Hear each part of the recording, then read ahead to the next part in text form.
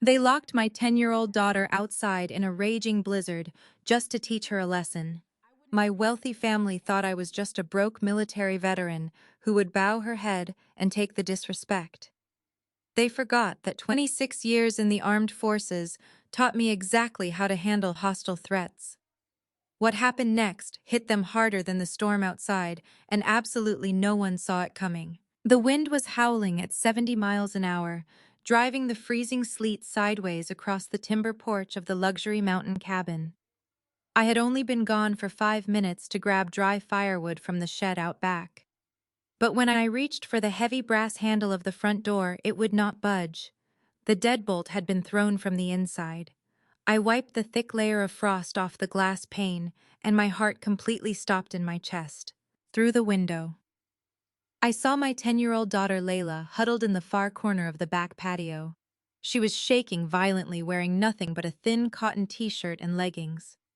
The temperature was rapidly dropping below zero, and her lips were already turning a terrifying shade of blue. Inside the cabin, glowing warmly from the massive stone fireplace, my mother Vivian, my father Richard, my younger sister Jasmine, and her wealthy white husband Preston were sitting around the kitchen island laughing over expensive glasses of wine. I did not bother knocking. 26 years serving in the United States Army does not teach you to knock politely when your child is in immediate physical danger. I dropped the firewood, shifted my weight, and drove my heavy tactical boot squarely into the lock mechanism of the solid oak door. The wood splintered instantly, and the door crashed open with a deafening crack that echoed through the entire cabin. "What is wrong with you, Maya, my mother?" Vivian shrieked, spilling her wine as she clutched her pearl necklace. I ignored her entirely and lunged straight toward the patio doors to drag my daughter inside. I pulled off my insulated jacket and wrapped it tightly around Layla, pulling her freezing body to my chest. She could barely speak, her teeth chattering so hard I could hear the sound over the howling wind outside. "Who locked her out here?" I demanded, my voice cold and lethal, echoing off the vaulted ceilings. My father Richard set his wineglass down, looking completely unbothered by the fact that his granddaughter was suffering from the early stages of hypothermia. "Lower your voice, Maya," he said, adjusting his expensive cashmere sweater. She was throwing a tantrum because Jasmine accidentally stepped on her tablet. The real world does not care about tears. We put her outside for 15 minutes to toughen her up. You were in the military, you should appreciate a little strict discipline. I stared at him in pure disbelief. My parents belonged to the high society elite of Atlanta. They were obsessed with country clubs, charity galas, and maintaining a perfect public image. To them, I was the designated family embarrassment.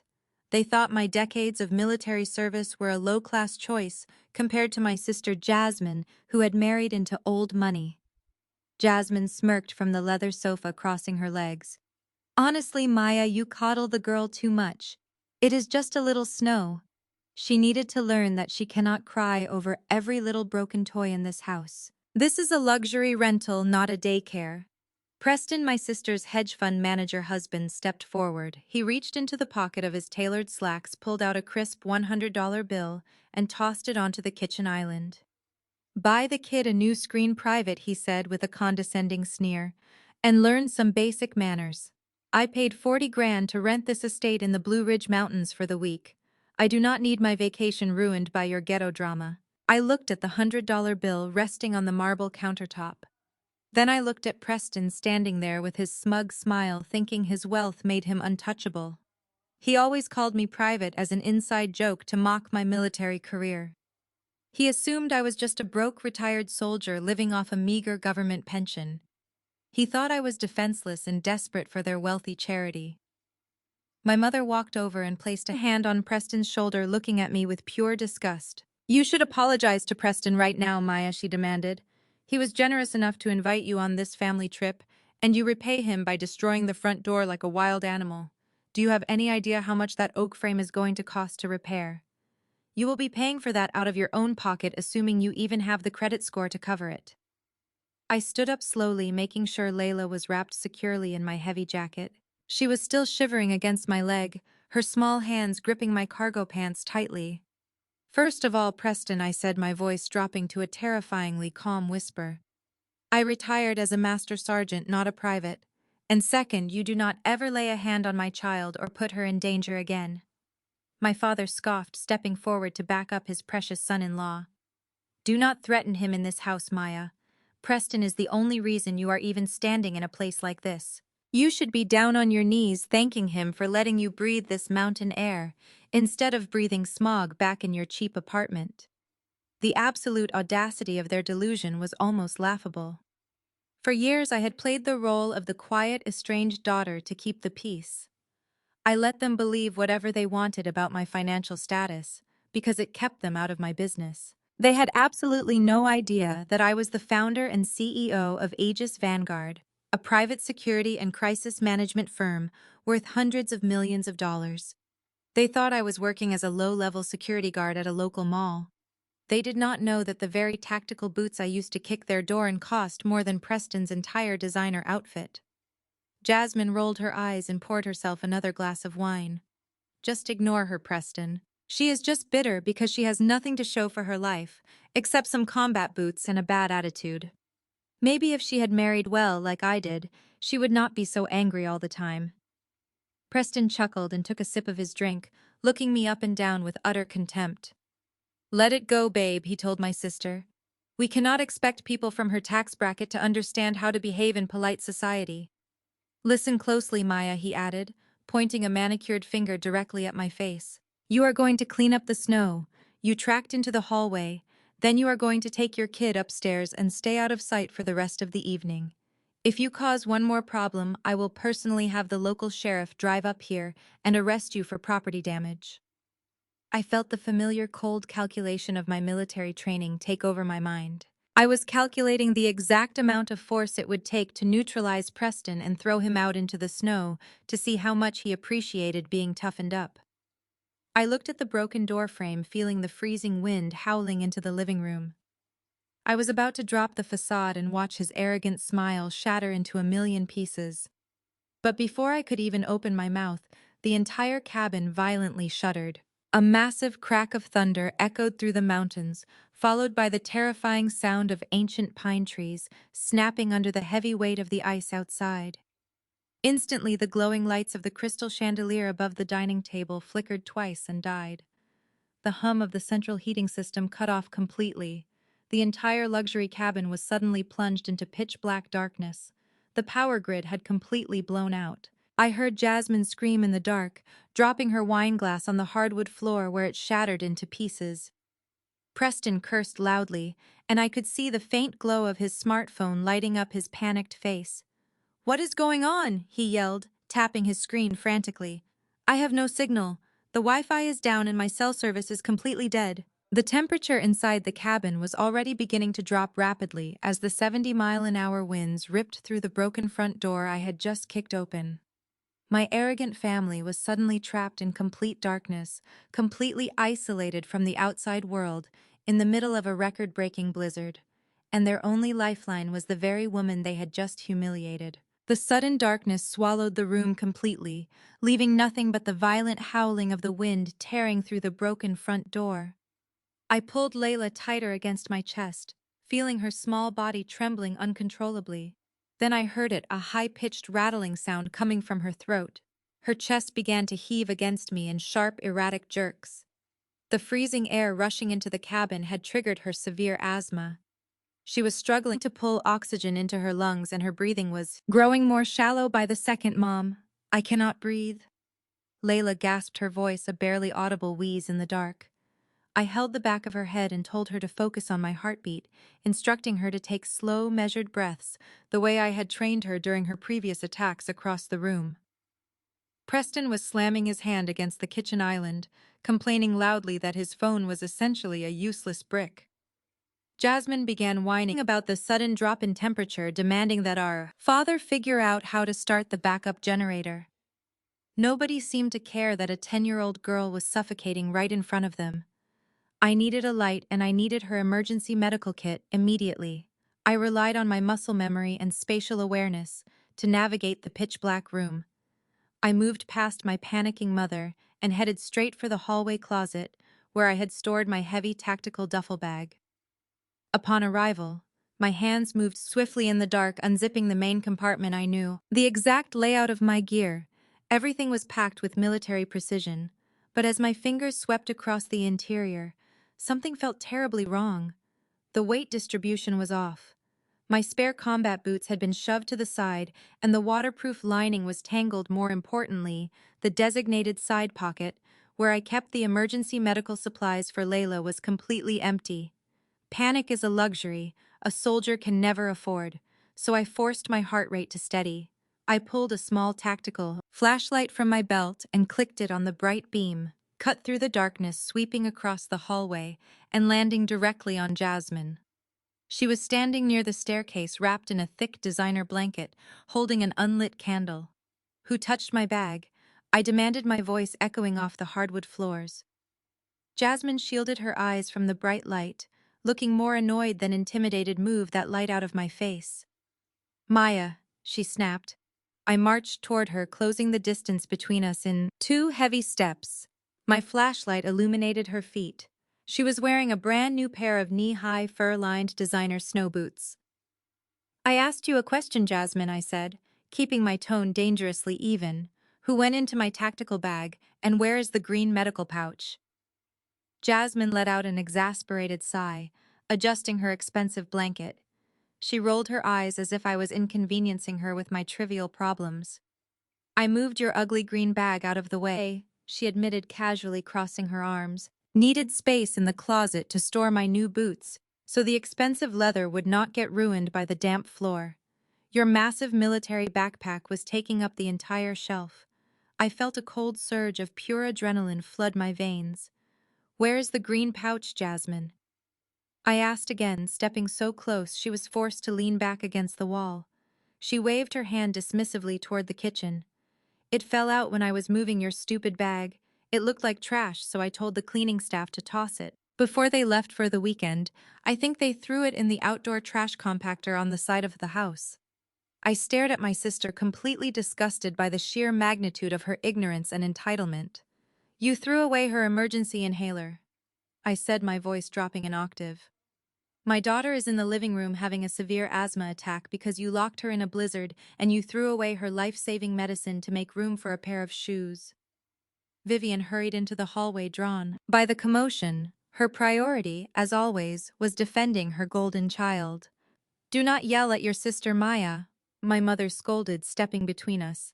"How was she supposed to know what was in that hideous green pouch? You should have kept better track of your belongings. If your daughter needs medicine, you should have kept it in your purse like a normal mother, instead of packing it in some ugly military sack." There was no time to educate these people on their absolute moral bankruptcy. Every second I wasted arguing with my delusional family was a second. Layla went without oxygen. I turned my back on them and sprinted back to the living room. Layla was curled on the rug, coughing violently, as her airway continued to constrict. I knelt beside her, shining the flashlight on her pale face. Her eyes were wide with terror. I gripped her shoulders firmly, projecting absolute calm to keep her from panicking further. "You look at me, Layla," I commanded softly. "You are a soldier and you are strong. I need you to do your box breathing. 4 seconds in, 4 seconds, hold, 4 seconds out. I am going to get your medicine and I will be right back. Do you understand me?" She nodded weakly, forcing herself to follow my breathing instructions. I stood up and secured my tactical flashlight to the shoulder strap of my harness. The wind was screaming through the broken front door, sending sharp needles of ice blowing across the carpet. I pulled my heavy jacket tight and stepped out into the absolute chaos of the storm. Temperature had plummeted to -10 degrees. The wind chill made it feel like breathing in shattered glass. I forced my way through the knee-deep snow drifting across the porch, using my entire body weight to push through the resistance. The outdoor trash compactor was located on the far east side of the massive estate, behind a row of decorative hedges that were now buried under white powder. I moved with deliberate tactical steps, conserving my energy while fighting the 70-mile-an-hour gusts that threatened to knock me off my feet. The darkness was absolute. My small flashlight beam barely penetrated the thick curtain of falling snow. Ice formed on my eyelashes, blurring my vision. But I pushed forward, relying on sheer willpower and my desperation to save my child. I finally reached the heavy metal lid of the trash compactor. It was frozen shut under a thick layer of ice.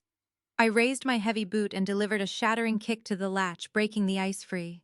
I threw open the lid and began tearing through the discarded luxury packaging, empty wine bottles, and fancy food containers my family had thrown away. My bare hands were going numb from the freezing metal, but I did not stop digging. Finally, my fingers brushed against rugged nylon fabric at the very bottom of the bin. I grabbed the familiar green pouch and yanked it out into the light.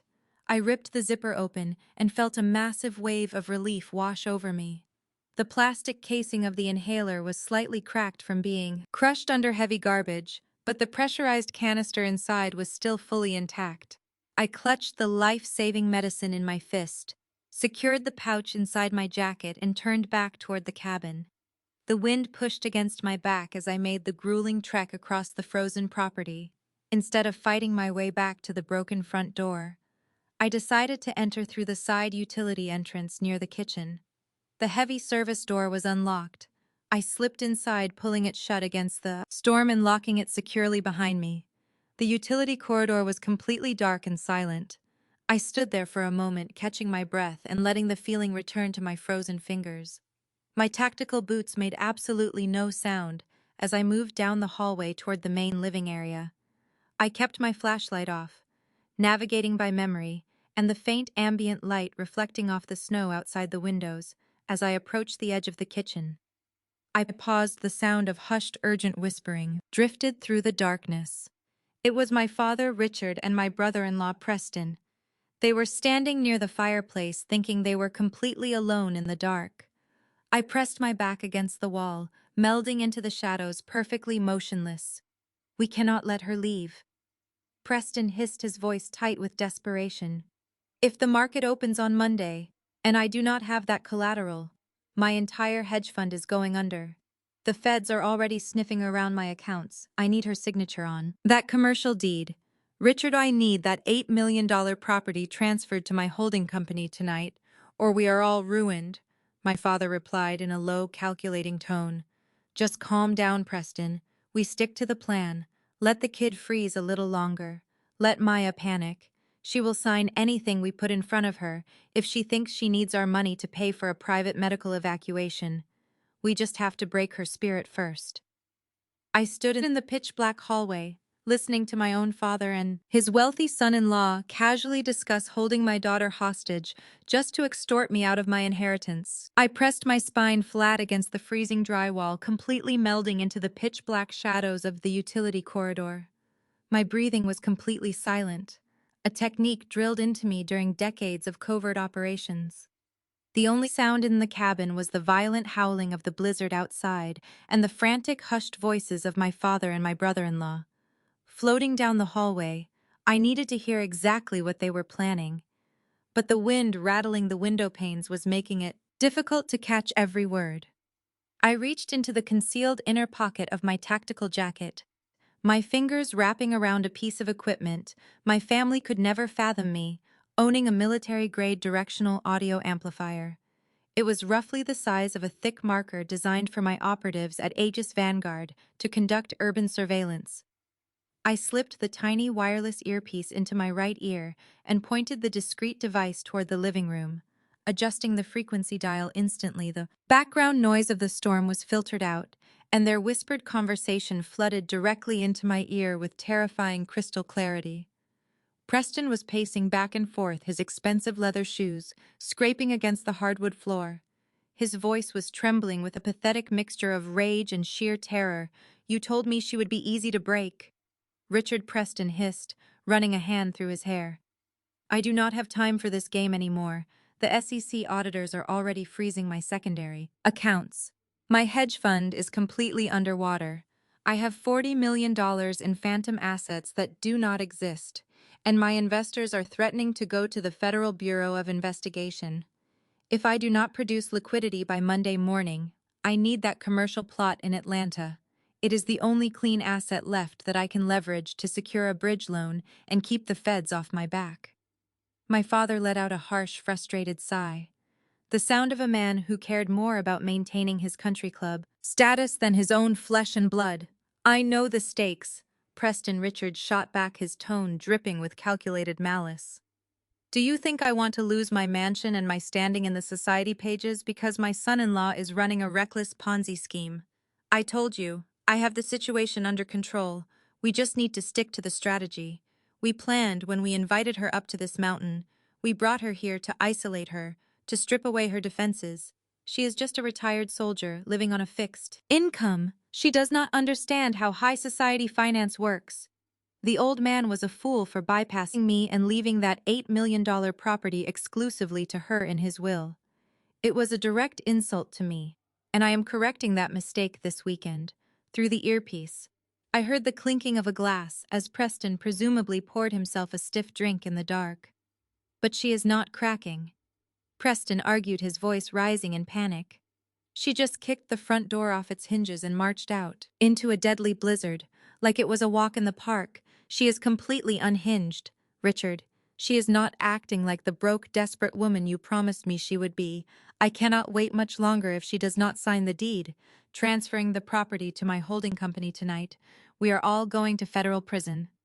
The sheer magnitude of their betrayal hit me like a physical blow to the chest. Standing there in the freezing dark, the puzzle pieces violently locked into place. This entire family vacation was a psychological trap. They had deliberately lured me and Layla to this isolated cabin in the mountains, specifically to tear me down emotionally. They wanted to make me feel worthless, small and dependent, so that when they generously offered to buy my grandfather's land for pennies on the dollar, I would weep with gratitude and sign it away to save my sister's fraudulent husband. But my father was not finished speaking, and his next words were so profoundly evil they eradicated any remaining shred of daughterly affection I ever held for the man. "Listen to me, Preston," Richard said, his voice dropping to a sinister whisper. "The storm knocking out the power is actually a blessing in disguise. She is trapped here with us. Her daughter is having an asthma attack, and the temperature is dropping into the negatives. She thinks she is tough, but every mother breaks when her child is suffering. Just let the kid freeze a little longer. Let the panic set in. Let her realize she has absolutely no way to get that girl to a hospital without our help. When the time is right, I will tell her that I can arrange a private medical evacuation flight using my elite contacts, but the price for that flight is her signature on the property transfer deed. Maya will sign anything if she thinks she needs our money to save Layla's life. We just have to let the situation deteriorate a bit more. We let the cold do the work for us." I lowered the listening device, my hand gripping the cold metal cylinder so tightly, my knuckles ached. My own father, the man who had spent my entire life looking down on my military career, calling it a poor choice for a black woman of his social standing, was actively plotting to use his 10-year-old granddaughter's suffering as leverage for real estate extortion. He was perfectly willing to let Layla gasp for air in a freezing dark cabin just to bail out a white hedge fund manager who was too incompetent to run a legal business.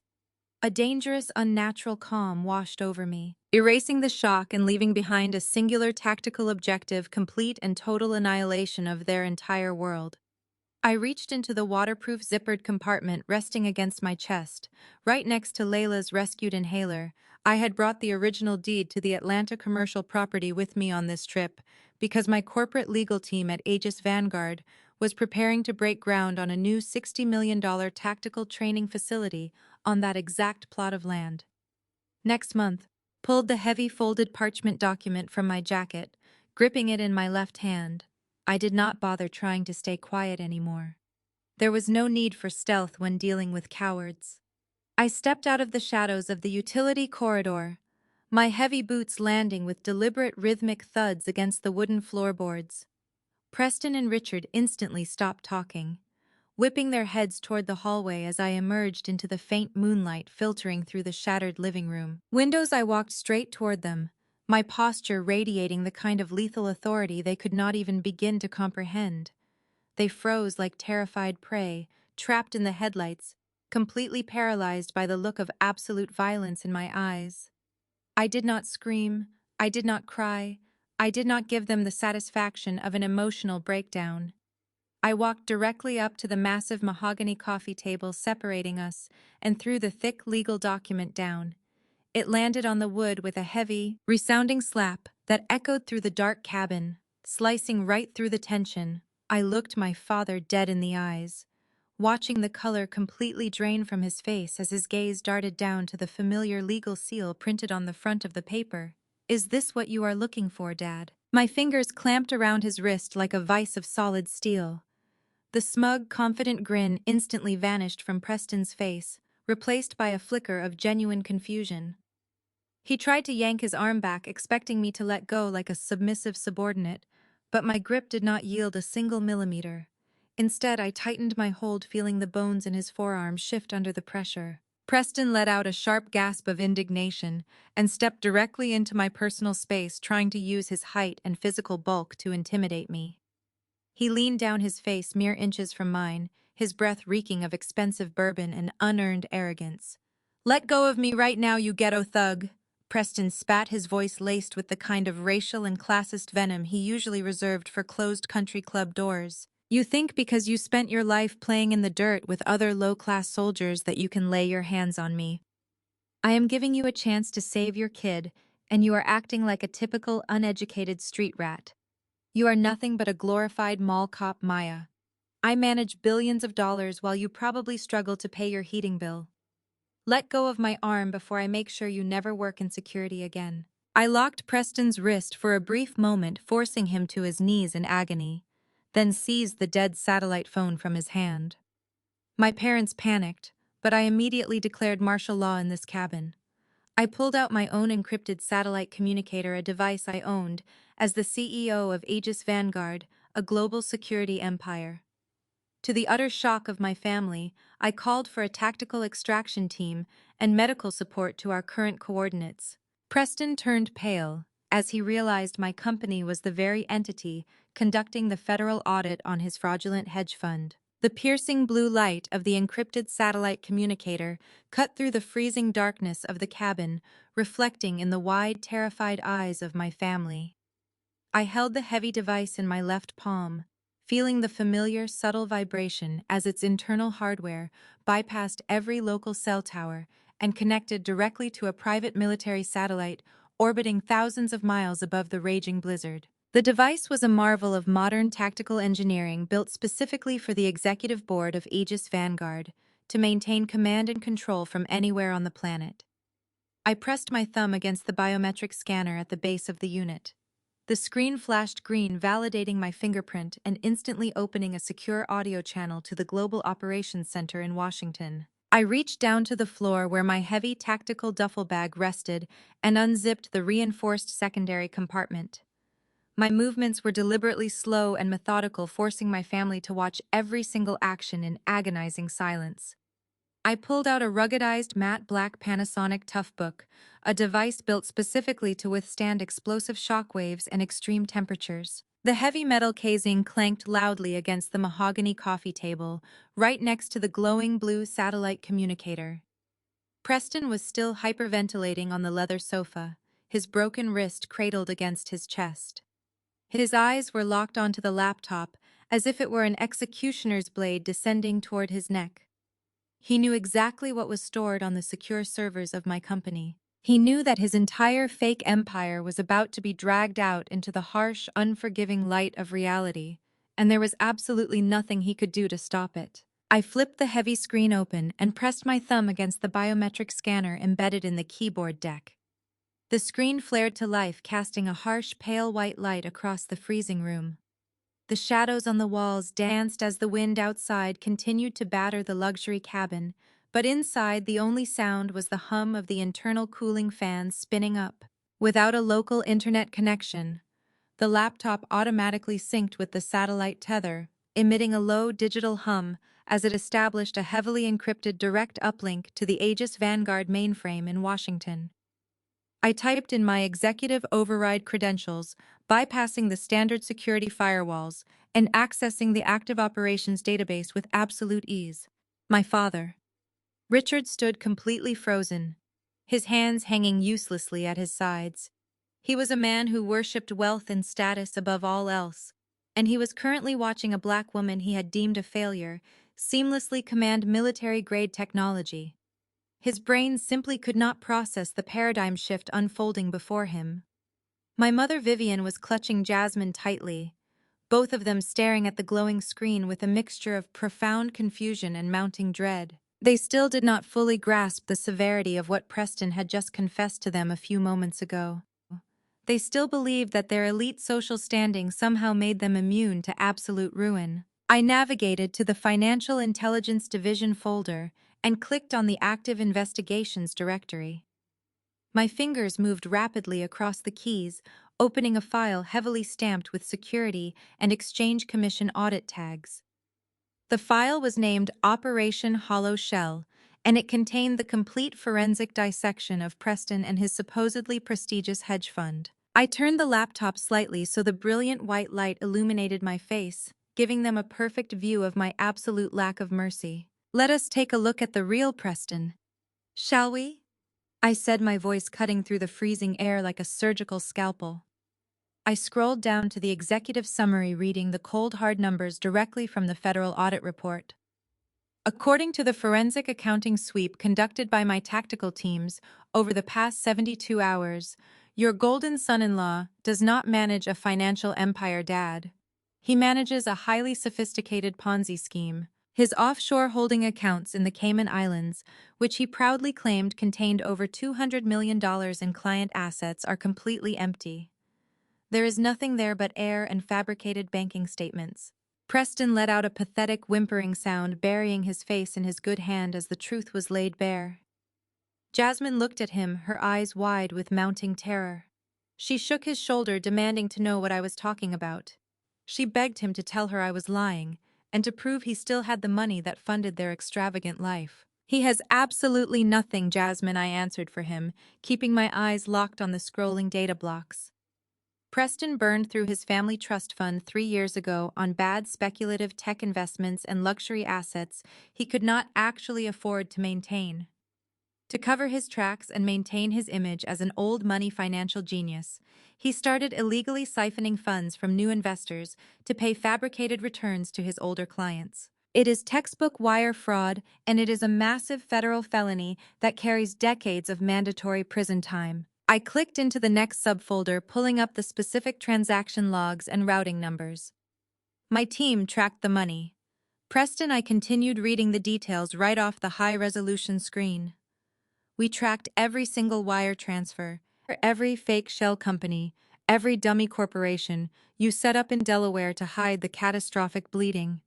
You did not just lose your own inherited money, you lost the retirement funds of dozens of prominent families who trusted your prestigious last name. Right now, as you sit here bleeding and crying in the dark, you are exactly $40 million in the hole. Richard stumbled backward, hitting the wooden wall of the cabin as the massive number echoed in his ears.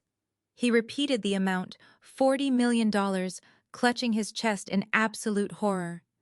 He realized instantly that the federal government would seize everything and freeze all the associated accounts connected to Preston. They already have, Dad, I stated coldly, confirming his worst fears. Aegis Vanguard executed the final asset freeze protocols at 6 o'clock yesterday evening, directly under orders from the Federal Bureau of Investigation. Preston has zero liquid capital available anywhere on the globe. His black credit cards are dead. His investment bank accounts are firmly locked down. That $30,000 check Jasmine wrote for your lavish country club anniversary party bounced because the primary account it was drawn from is currently in federal custody as active evidence of money laundering. Preston has been faking his wealthy white savior lifestyle for the past 2 years entirely on stolen money and massive lines of fraudulent corporate credit. I watched the absolute destruction of their country club fantasy play out in real time across their faces. Preston was sobbing openly now, a pathetic broken man who had relied entirely on a stolen reputation to bully those he deemed beneath him. He had strutted around this mountain cabin throwing $100 bills and calling me a private while he was secretly drowning in a self-made ocean of illegal debt. The sheer poetic justice of his downfall was intoxicating, but my tactical operation was far from complete. Vivian suddenly stepped forward, her face contorted with aggressive, desperate denial.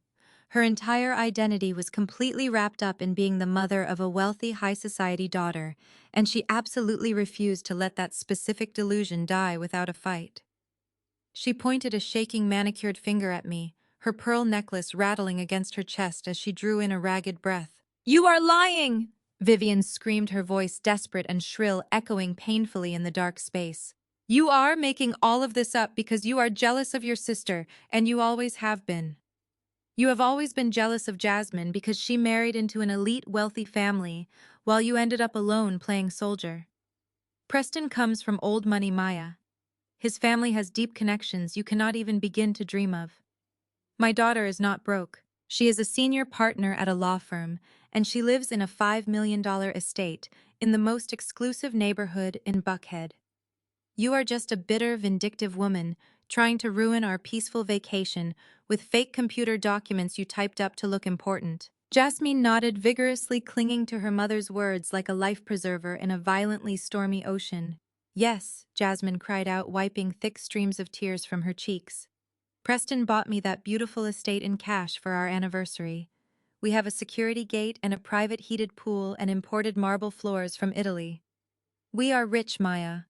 You cannot just type some random numbers on a screen and take that away from us. We have actual physical assets that prove our status." I did not show a single ounce of emotion in response to their pathetic display. I let their desperate, frantic delusions hang in the freezing air for a long moment, simply listening to the violent wind battering the thick glass windows of the isolated cabin. They still truly thought they possessed some kind of untouchable status. They still genuinely believed that the physical walls of a mansion could protect them from the harsh reality of a federal fraud indictment. I slowly reached out and placed my fingers on the smooth trackpad of the rugged laptop. I moved the cursor across the bright screen, navigating deliberately away from the personal banking files of Preston and opening the vast real estate holdings folder that my forensic auditors had compiled during their sweep. I clicked on the master file containing the exact deed and mortgage history of their beloved Buckhead estate. I looked up from the glowing screen, locking my cold eyes directly with my mother, as the final devastating piece of financial intelligence loaded heavily into view. "About that estate, Mom," I said, my voice perfectly calm and completely devoid of any pity. I pressed the enter key on the rugged keyboard, and a highly detailed scanned copy of a property deed appeared on the bright screen right next to a towering stack of past due banking notices. My mother leaned forward, her eyes narrowing as she tried to make sense of the complex legal jargon filling the display. "You see, Mom?" I continued, pointing directly at the digital paperwork. "That $5 million Buckhead estate you are so incredibly proud of was never purchased in cash. Preston took out a massive subprime mortgage to acquire that property, and he used a shell company to hide the financing from his investors. But that is not even the interesting part. The interesting part is that the bank officially initiated foreclosure proceedings on their precious Buckhead mansion exactly 30 days ago. Your golden daughter and her billionaire husband are currently facing a formal eviction notice. They do not own anything. They are squatters in a house the bank is about to auction off to the highest bidder." Jasmine let out a piercing shriek, covering her ears as if blocking the sound of my voice would somehow make the financial documents disappear. Vivian shook her head violently, refusing to accept the reality staring her right in the face. "No," Vivian stammered, reaching out to grab my father's arm. "Richard, tell her she is lying. Jasmine is a senior partner at her law firm. She makes her own money. She would never let her house go into foreclosure." I did not even give my father a chance to speak. I simply moved my finger across the trackpad again, closing the Buckhead estate file and opening a new folder labeled with the exact address of my parents' generational mansion in Atlanta. The massive brick estate had been in the Washington family for decades. It was the absolute crown jewel of their high society identity, the place where they hosted all their elitist country club dinners and rubbed elbows with politicians. It was their most prized possession and their ultimate symbol of superiority over people like me. I loaded a highly classified banking document onto the screen and pushed the laptop closer to the edge of the coffee table so Richard could read the bold red lettering at the very top of the page. Jasmine is not a senior partner anymore, Mom, I stated, reading the facts with ruthless precision. She was quietly fired from her law firm 6 months ago for attempting to embezzle client funds to cover Preston's mounting debts. She has absolutely no income, but she still needed to maintain her lavish lifestyle, right? She still needed to buy those expensive fur-lined boots and post pictures from private resorts to impress all of your superficial friends. So she had to find a new source of liquidity. I watched my father's eyes scan the digital document. His pupils dilated, and his breathing suddenly became incredibly shallow. His hands began to tremble so violently that he had to grab the edge of the heavy table just to keep himself standing upright. Richard knew exactly what a second mortgage agreement looked like, and he was currently staring at one bearing his own name. "What is this?" Richard whispered, his voice cracking, as he looked at the forged signatures at the bottom of the digital page.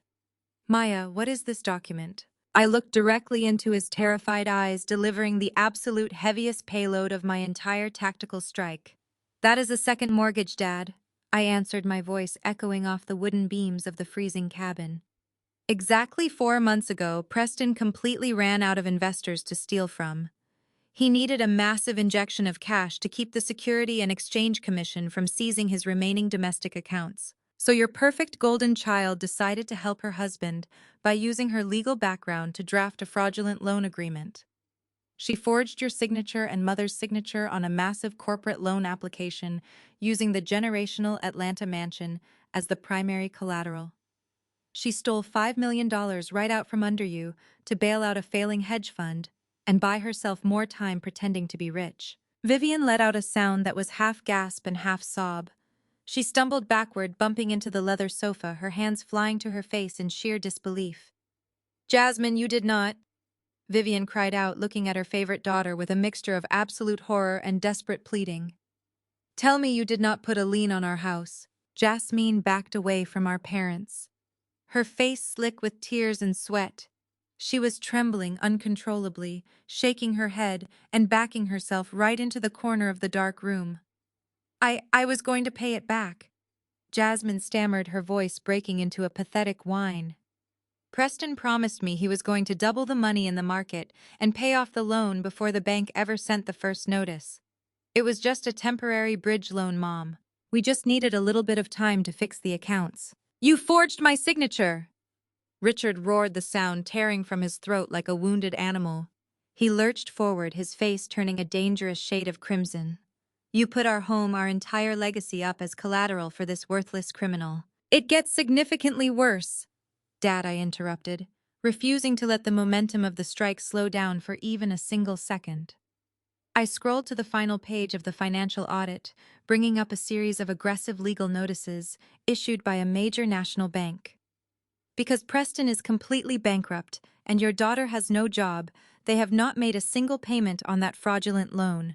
You are currently 90 days in default. The bank has officially accelerated the debt and invoked the penalty clauses. Your Atlanta mansion does not belong to you anymore. The bank is executing a full foreclosure next week. You are completely broke. Your credit is entirely destroyed and you are essentially homeless." Richard let out a strangled, agonizing gasp, clutching his chest with both hands as the sheer magnitude of the betrayal physically crushed him. His knees gave out and he collapsed onto the edge of the sofa right next to Preston, gasping for air as a severe panic attack seized his respiratory system. He looked at Jasmine, his beloved golden child, the daughter he had worshipped and praised his entire life, while treating me like dirt. He realized in that exact moment that the daughter he favored had single-handedly destroyed everything he had ever built. Vivian dropped to her knees beside my father, completely ignoring me now. She was sobbing hysterically, burying her face in her hands as her entire pristine high society world was violently ripped to shreds. Her country club memberships, her elite status, her generational wealth, all of it was completely gone, stolen by the very people she had defended and praised just minutes ago. Jasmine, seeing the absolute ruin she had caused, panicked entirely. Her survival instinct kicked in, and like a starving wolf backed into a corner, she immediately turned her teeth on the only person left. She lunged toward the sofa, pointing a shaking, manicured finger directly at Preston. "He made me do it!" Jasmine screamed, her voice echoing hysterically over the sound of the howling blizzard. Preston forced me to forge those documents. He told me if I did not get the money from my parents, the feds would arrest us both and seize all my jewelry and my cars. He manipulated me, Mom. I am a victim here. He is the one who lost the money. Preston snapped his head up, completely abandoning his injury as pure self-preservation kicked in. He stood up from the sofa, ignoring the blinding pain in his broken wrist, and pointed right back at his wife. "You lying, pathetic parasite," Preston shouted, spitting the words at her with absolute venom. "You knew exactly what you were doing. You printed the documents in your own law office, and you faked their signatures because you could not handle the idea of looking poor. You spent $50,000 a month on designer bags and private jets while I was killing myself trying to keep the fund afloat. Do not you dare try to pin this entirely on me. You are just as guilty as I am." I watched Preston take another step toward Jasmine, his face contorted into a mask of pure, unhinged rage. "You forced my hand!" Preston roared, his voice cracking under the strain of his mounting panic. "You told me your parents would never find out. You told me the estate had enough equity to secure the bridge loan and keep the auditors away. You are the one who notarized the fake signatures using your firm credentials. The Federal Bureau of Investigation is going to lock you up for bank fraud and identity theft, and I am going to make sure the prosecutor knows you were the mastermind behind the mortgage. I am not going to federal prison to protect a spoiled brat who does not even know how to balance a checkbook." Jasmine shrieked and slapped Preston across the face, the sound cracking sharply through the room. "You piece of garbage!" she cried out, backing away as Preston grabbed his bruised cheek. "I gave up everything to marry you. I introduced you to the Atlanta elite. I convinced my father to trust you with his portfolio. You ruined my life, Preston. You promised me we would be billionaires, and now you have made me a criminal. Mom, tell him to stop. Mom, help me." Vivian did not help her. Vivian could not even look at her. My mother was curled on the floor, resting her head against my father's knee, sobbing so violently her entire body was shaking. Richard was still clutching his chest, his breathing shallow and rapid. The man who had always demanded perfection, the man who had commanded boardrooms and dictated the lives of everyone around him, was completely paralyzed by the realization that his legacy was gone. He looked at the heavy parchment deed resting on the coffee table, the document they had tried to extort from me just 10 minutes ago.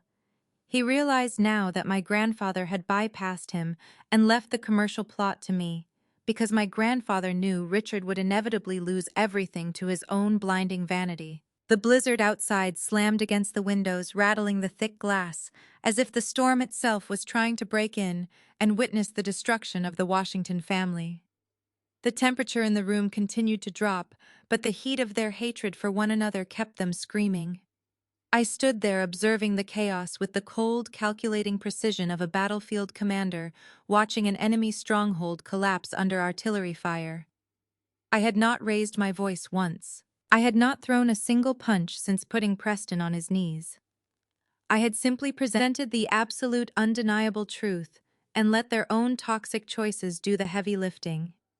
They had built a house of cards on a foundation of lies and extortion, and all it took was one military-grade audit to blow it entirely off the mountain. I turned my attention away from the pathetic display of wealthy people tearing each other apart and looked toward the corner of the living room where my daughter was resting.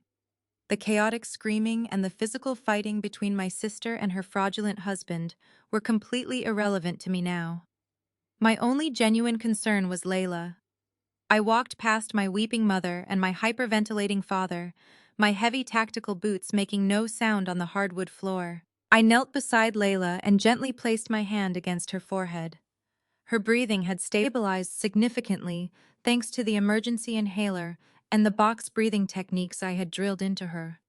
She looked up at me, her dark eyes wide and confused by the absolute madness unfolding among her grandparents and her aunt. I gave her a small, reassuring nod, letting her know that she was completely safe and that nobody in this room would ever be allowed to hurt her again.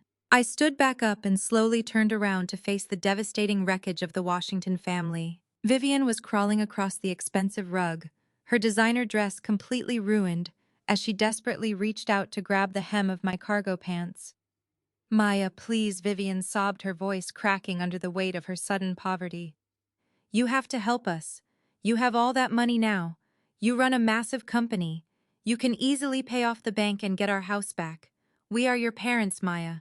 You cannot just let us become homeless. We will be a laughingstock. All of our friends at the country club will mock us. You have to fix this for us.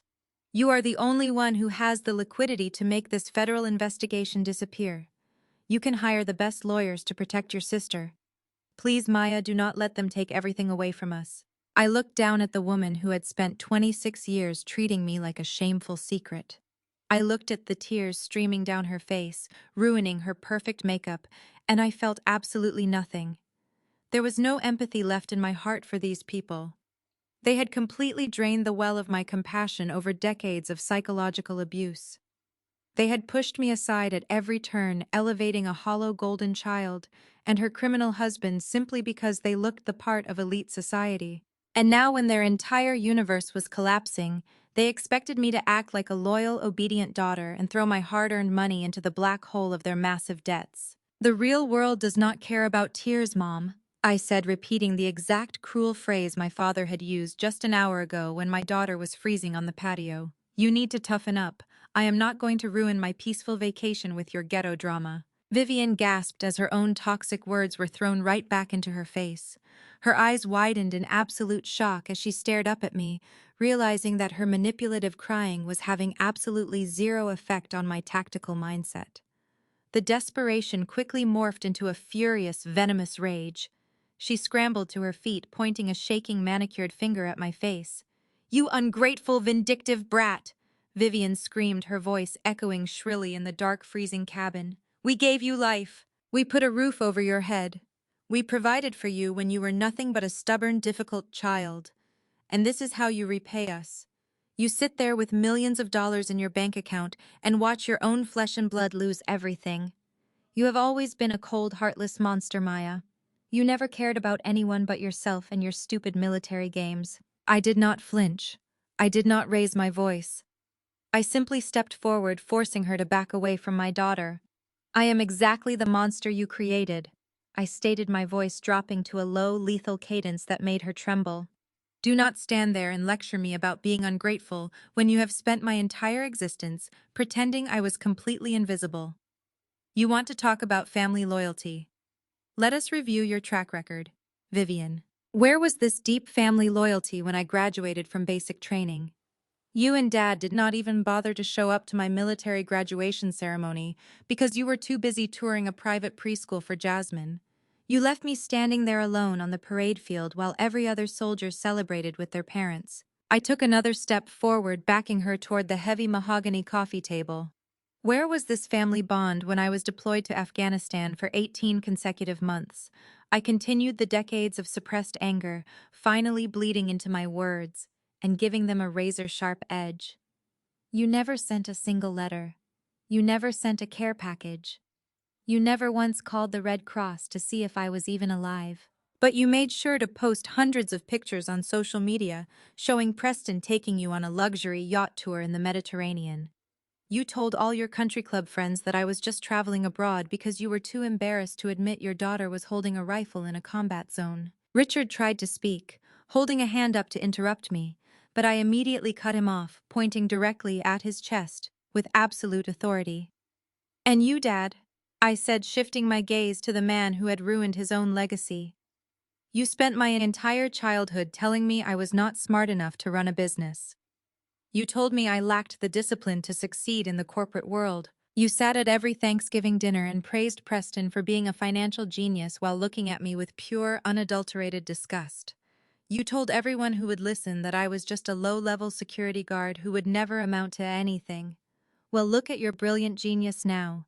He is a fraudulent criminal who stole your generational wealth to buy sports cars, and you were too blinded by his white skin and his fake old money pedigree to even ask to see a legitimate balance sheet. You literally handed him the keys to your entire legacy because you thought associating with him made you elite. You dug your own grave, Richard, and now you get to lie in it." Jasmine was sobbing violently on the sofa, her face buried in her hands as the terrifying reality of her impending federal indictment crushed her. Her designer clothes and expensive jewelry meant absolutely nothing now. She was going to be completely stripped of everything that defined her superficial existence. I turned my gaze to her, letting her feel the full weight of my judgment. "And you, Jasmine, the perfect, flawless golden child," I said, my tone dripping with absolute disdain. "You thought you were so much better than me because you married into a wealthy family. You mocked my uniform. You mocked my career choices. You treated me like I was nothing more than a servant at your extravagant parties. But all of that pales in comparison to what you did tonight. When my 10-year-old daughter was crying, because you carelessly broke her tablet, you decided it was perfectly acceptable to lock an asthmatic child outside in a sub-zero blizzard. That was your ultimate sin. You did not just humiliate me, you actively tried to physically harm my child to teach me a lesson about my place in your twisted social hierarchy. You crossed a line that can never be uncrossed, and I will never forgive you as long as I live." I walked back to the mahogany coffee table where my rugged Panasonic Toughbook was still glowing with the financial evidence that would inevitably send Preston and Jasmine to a federal penitentiary. The blue light of the satellite communicator blinked steadily beside the laptop, maintaining the open encrypted channel to my Tactical Operations Center in Washington. I looked at the four of them, broken, bankrupt, and facing decades of incarceration. They had tried to break my spirit, and instead they had entirely destroyed their own lives. "I am not giving you a single dime to save your mansion," I said, my voice perfectly steady and absolutely final. "You are going to lose your house. You are going to lose your precious country club memberships. You are going to be publicly humiliated when the federal agents drag you out of this cabin in handcuffs. And you are going to sit in a federal courtroom and try to explain to a judge why you forged mortgage documents to fund a fake luxurious lifestyle. You are going to experience every single ounce of the pain and isolation you have inflicted on me for my entire life, and I am going to sleep perfectly well, knowing you got exactly what you deserved." The sheer absolute finality of my words hung in the freezing air of the living room. There was no bargaining left. There was no manipulation tactic or emotional blackmail that could save them from the terrifying corner they had painted themselves into. The wealthy facade was completely destroyed, and they were staring straight down the barrel of their own financial and legal ruin. But Preston was not crying anymore. The wealthy hedge fund manager had been standing quietly in the deep shadows near the massive stone fireplace, nursing his broken wrist and listening to me systematically dismantle every single escape route he had left. His mind was completely fracturing under the immense pressure of his failure. He realized that the rugged laptop glowing on the coffee table was the only physical thing connecting his hidden offshore accounts to the Security and Exchange Commission audit.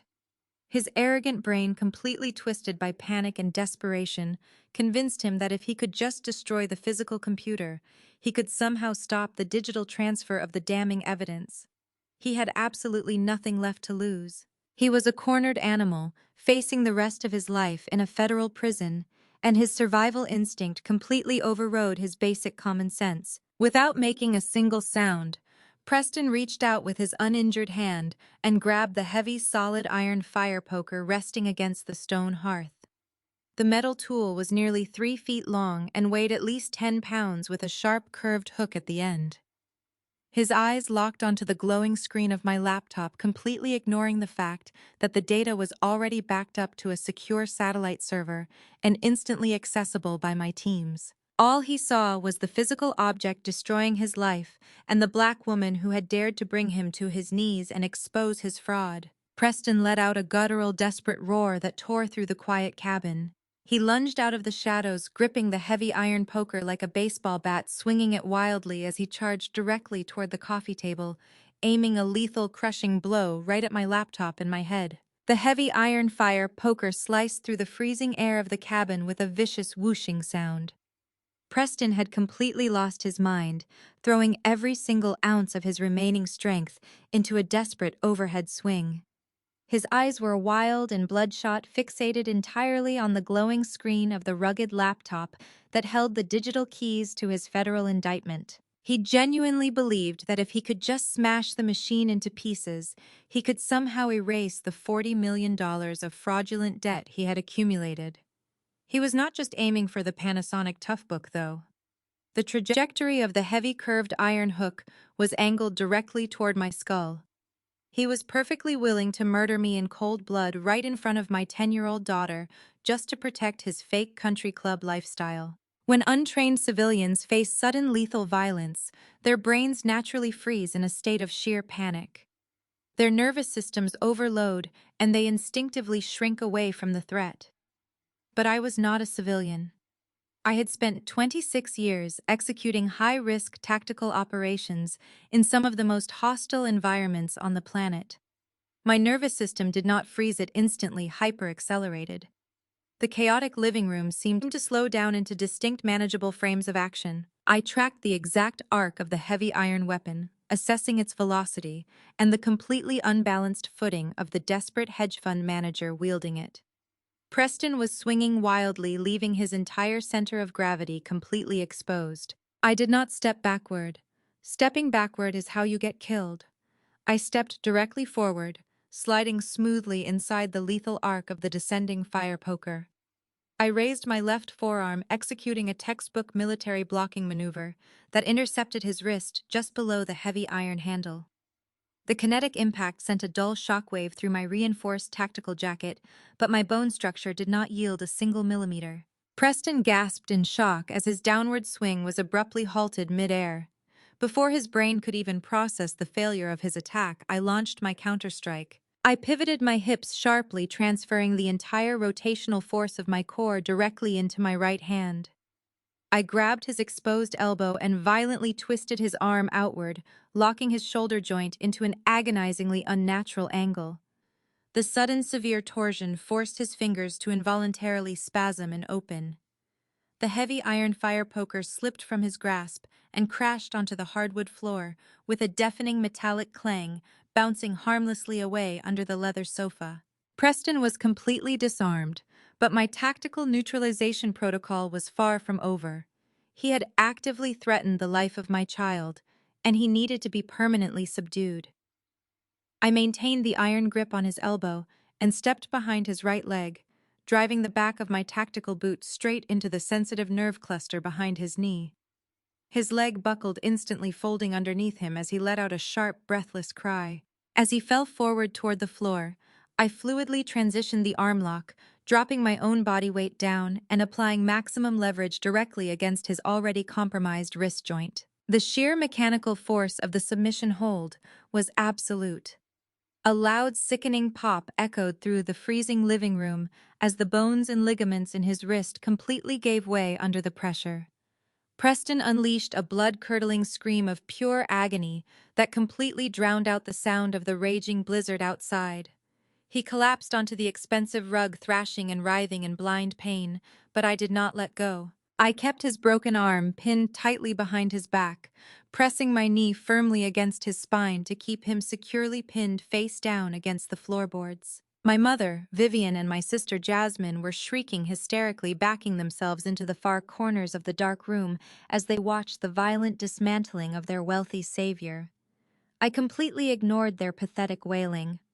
I reached down to my tactical belt with my free hand and pulled out a heavy-duty industrial flex cuff. It was a thick black plastic zip tie designed specifically for subduing hostile combatants in the field. I grabbed the collar of Preston's expensive tailored shirt and dragged him across the floor, ignoring his pathetic screams for mercy. I hauled his dead weight over to the massive solid oak dining table that dominated the adjacent dining area. I forced his unbroken hand behind his back, crossing it over his newly fractured wrist.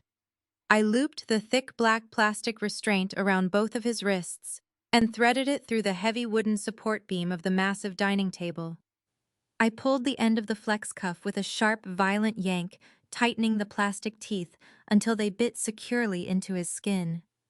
The distinct ratcheting sound of the heavy-duty zip tie locking into place was the most satisfying noise I had heard all night. Preston was now permanently anchored to a 500-pound piece of solid oak furniture, completely neutralized and utterly powerless. He buried his face against the cold hardwood floor, sobbing uncontrollably as the absolute reality of his ruined life finally crushed his arrogant spirit. Richard, my father, had been standing frozen near the fireplace watching the brutal physical takedown of his precious son-in-law in a state of profound shock. But seeing Preston tied to the furniture like a common criminal suddenly triggered a final foolish surge of patriarchal pride. He could not handle the sight of a black woman asserting absolute physical and psychological dominance in a room he believed he controlled. Richard clenched his fists and took 2 aggressive steps forward, his chest puffed out in a pathetic display of fake authority. "Maya, you let him go right now!" Richard bellowed, his voice trembling with a mixture of fear and outrage. "You have gone completely insane. You cannot just tie someone up in this house. This is assault and kidnapping. I will have you arrested the second we get out of this storm. You ungrateful, violent savage. You release him immediately before I force you to." I slowly stood up from the floor, leaving Preston sobbing against the base of the table. I turned my head and locked my eyes directly onto my father. The temperature in the room instantly plummeted. I did not adopt a defensive posture. I simply let the raw, unfiltered lethality of my military training radiate from every single muscle in my body. I stared at the man who had spent 44 years trying to make me feel small, and I let him see exactly what a highly trained master sergeant looked like when she was entirely done playing family games. Richard stopped dead in his tracks. His heavy breathing hitched in his throat, and his hands slowly uncurled at his sides. The fake authority completely evaporated from his eyes as he looked into mine and saw absolutely nothing but cold, calculating violence. He realized in that exact terrifying second that I was not his submissive daughter anymore. I was a highly lethal operator, and he was entirely out of his depth. "You take one more step toward me, Dad?"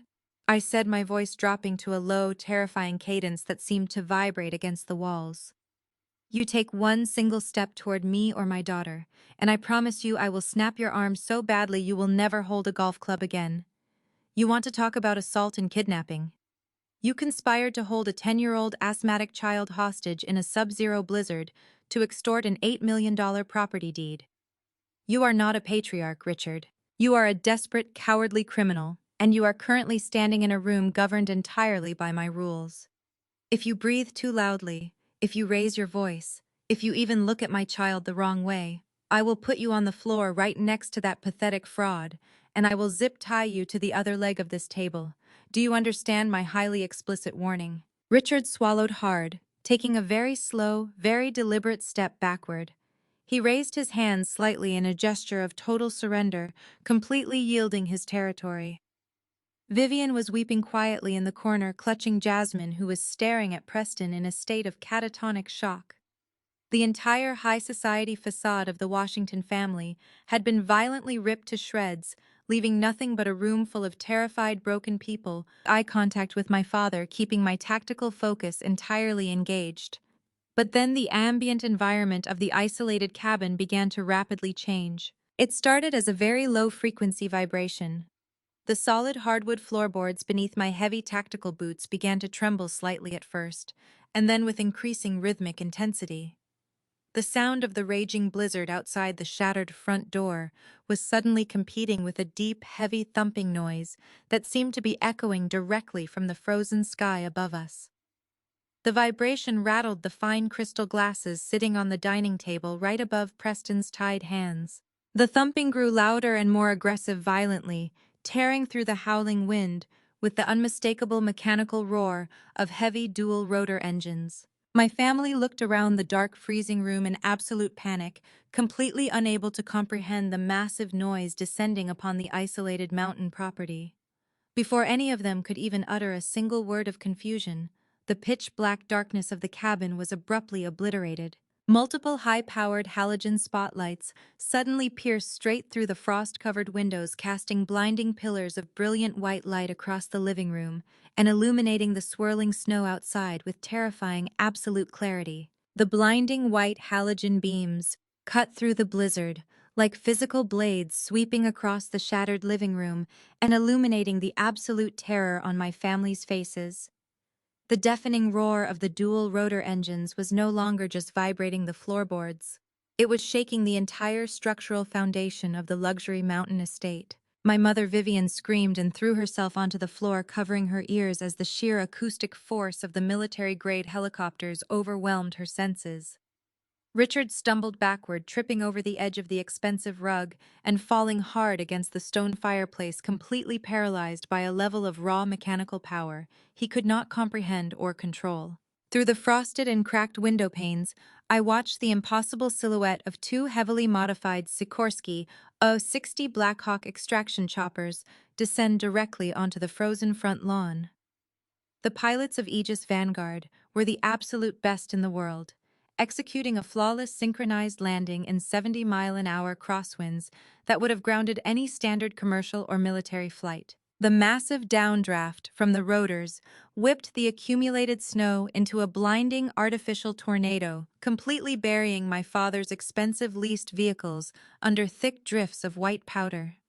The landing gear touched down with a heavy metallic crunch that I could feel in my teeth, before the rotors even began to cycle down. The side doors of the lead Blackhawk slid open.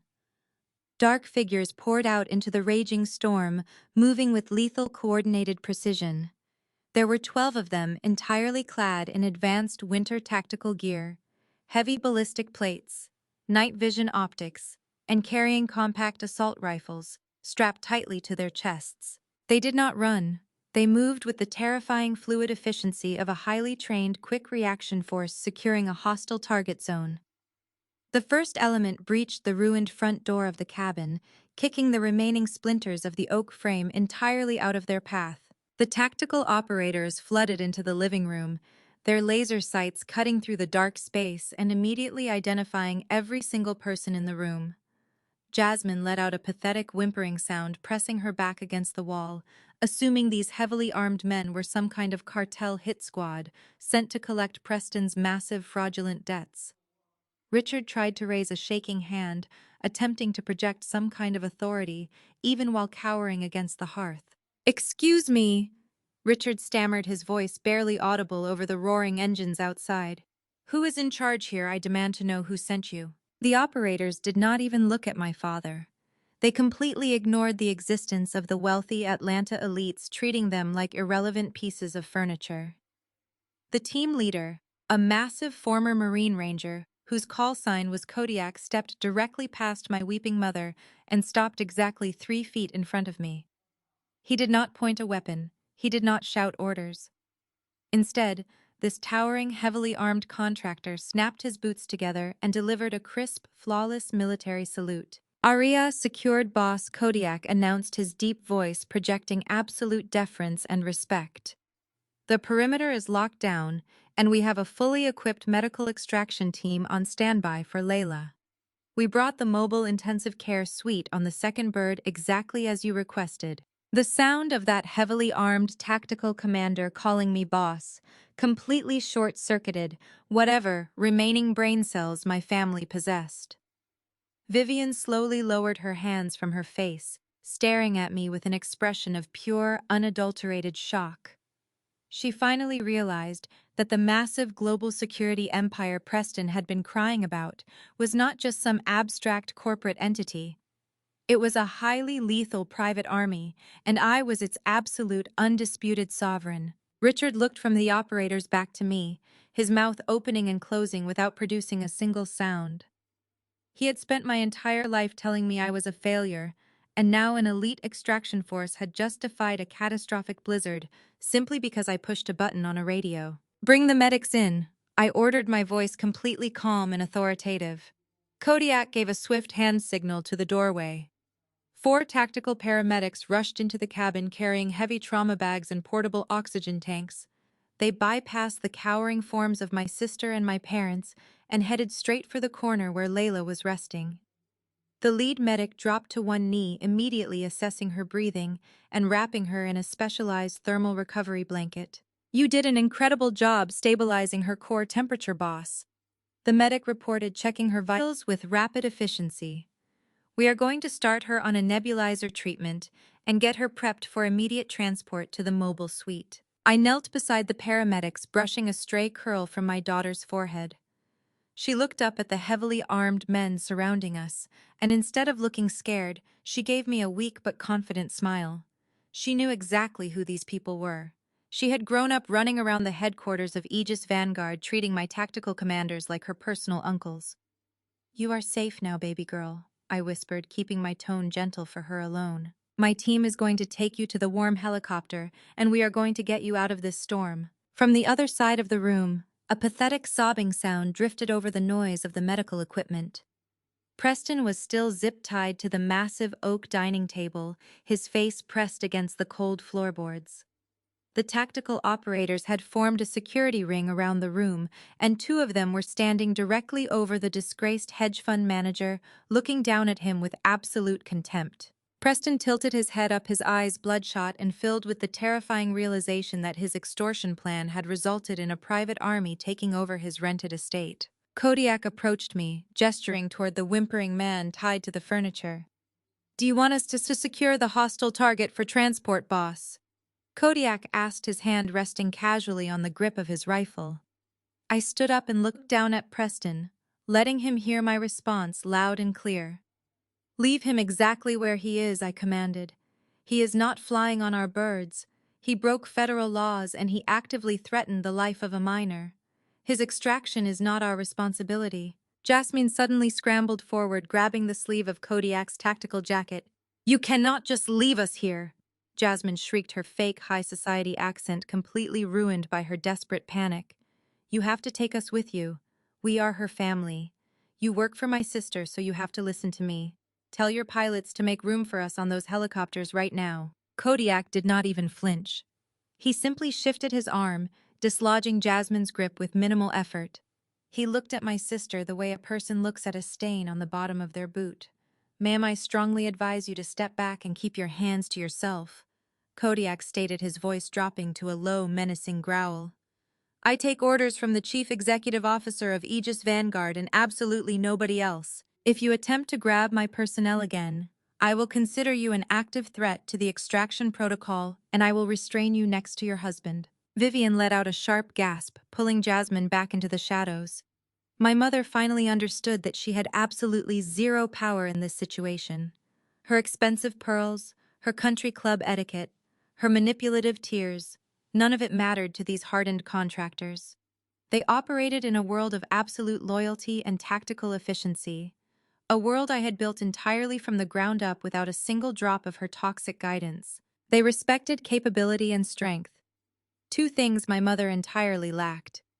They were finally seeing the empire I had constructed out of the very discipline and grit they had always mocked. Richard tried one last desperate attempt to salvage his shattered pride. He pushed himself off the stone hearth, his legs shaking as he looked at the medical team preparing to move my daughter.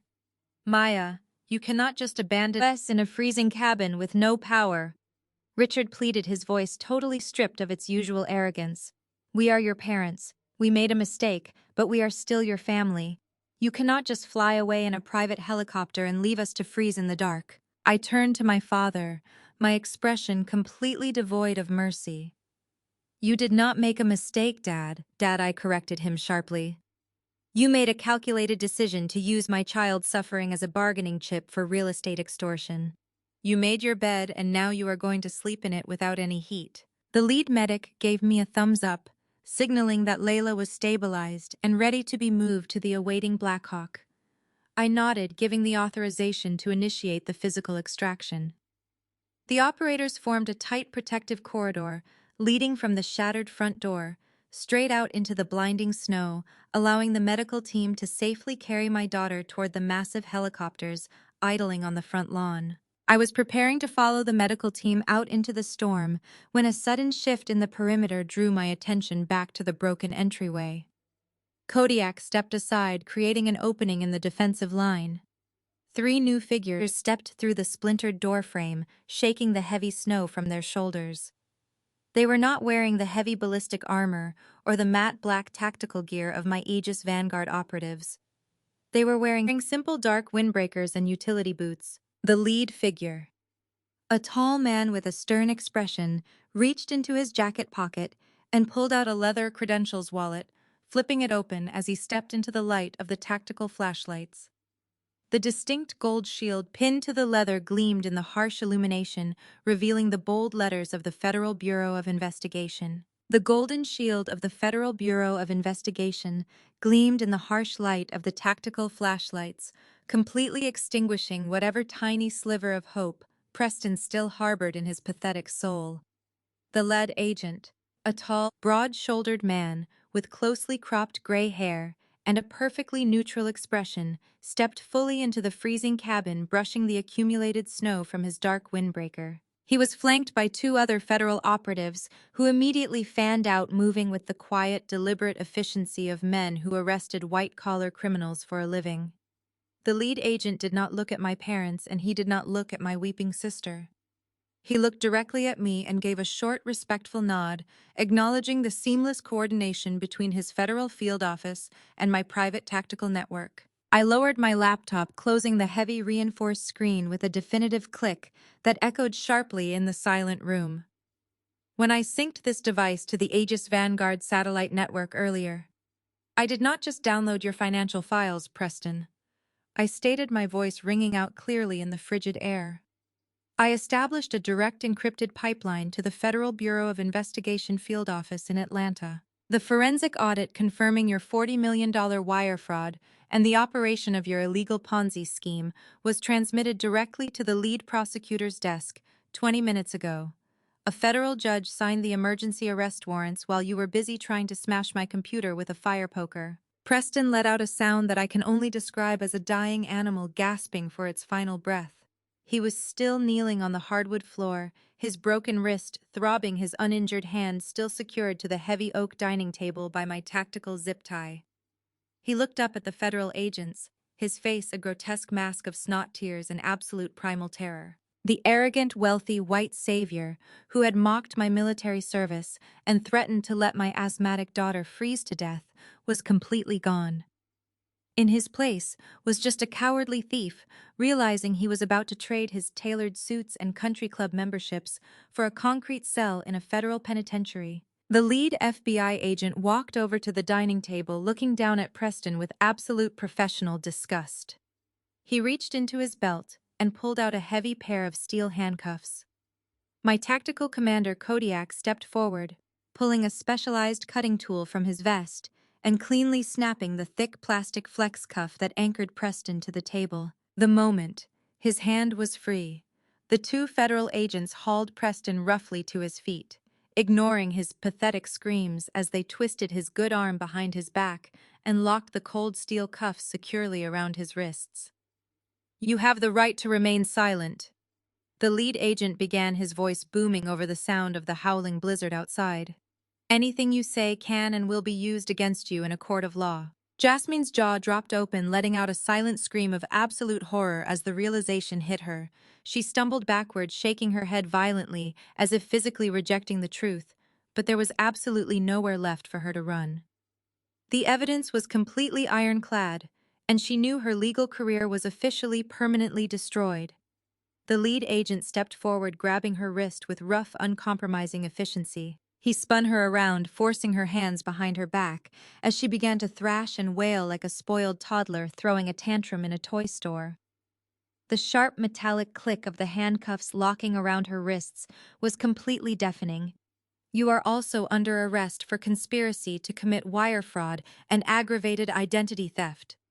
The agent continued, completely ignoring her hysterical sobbing as he read her the Miranda rights. My father, Richard, stood frozen against the stone fireplace, watching his precious golden child being treated like a common street criminal.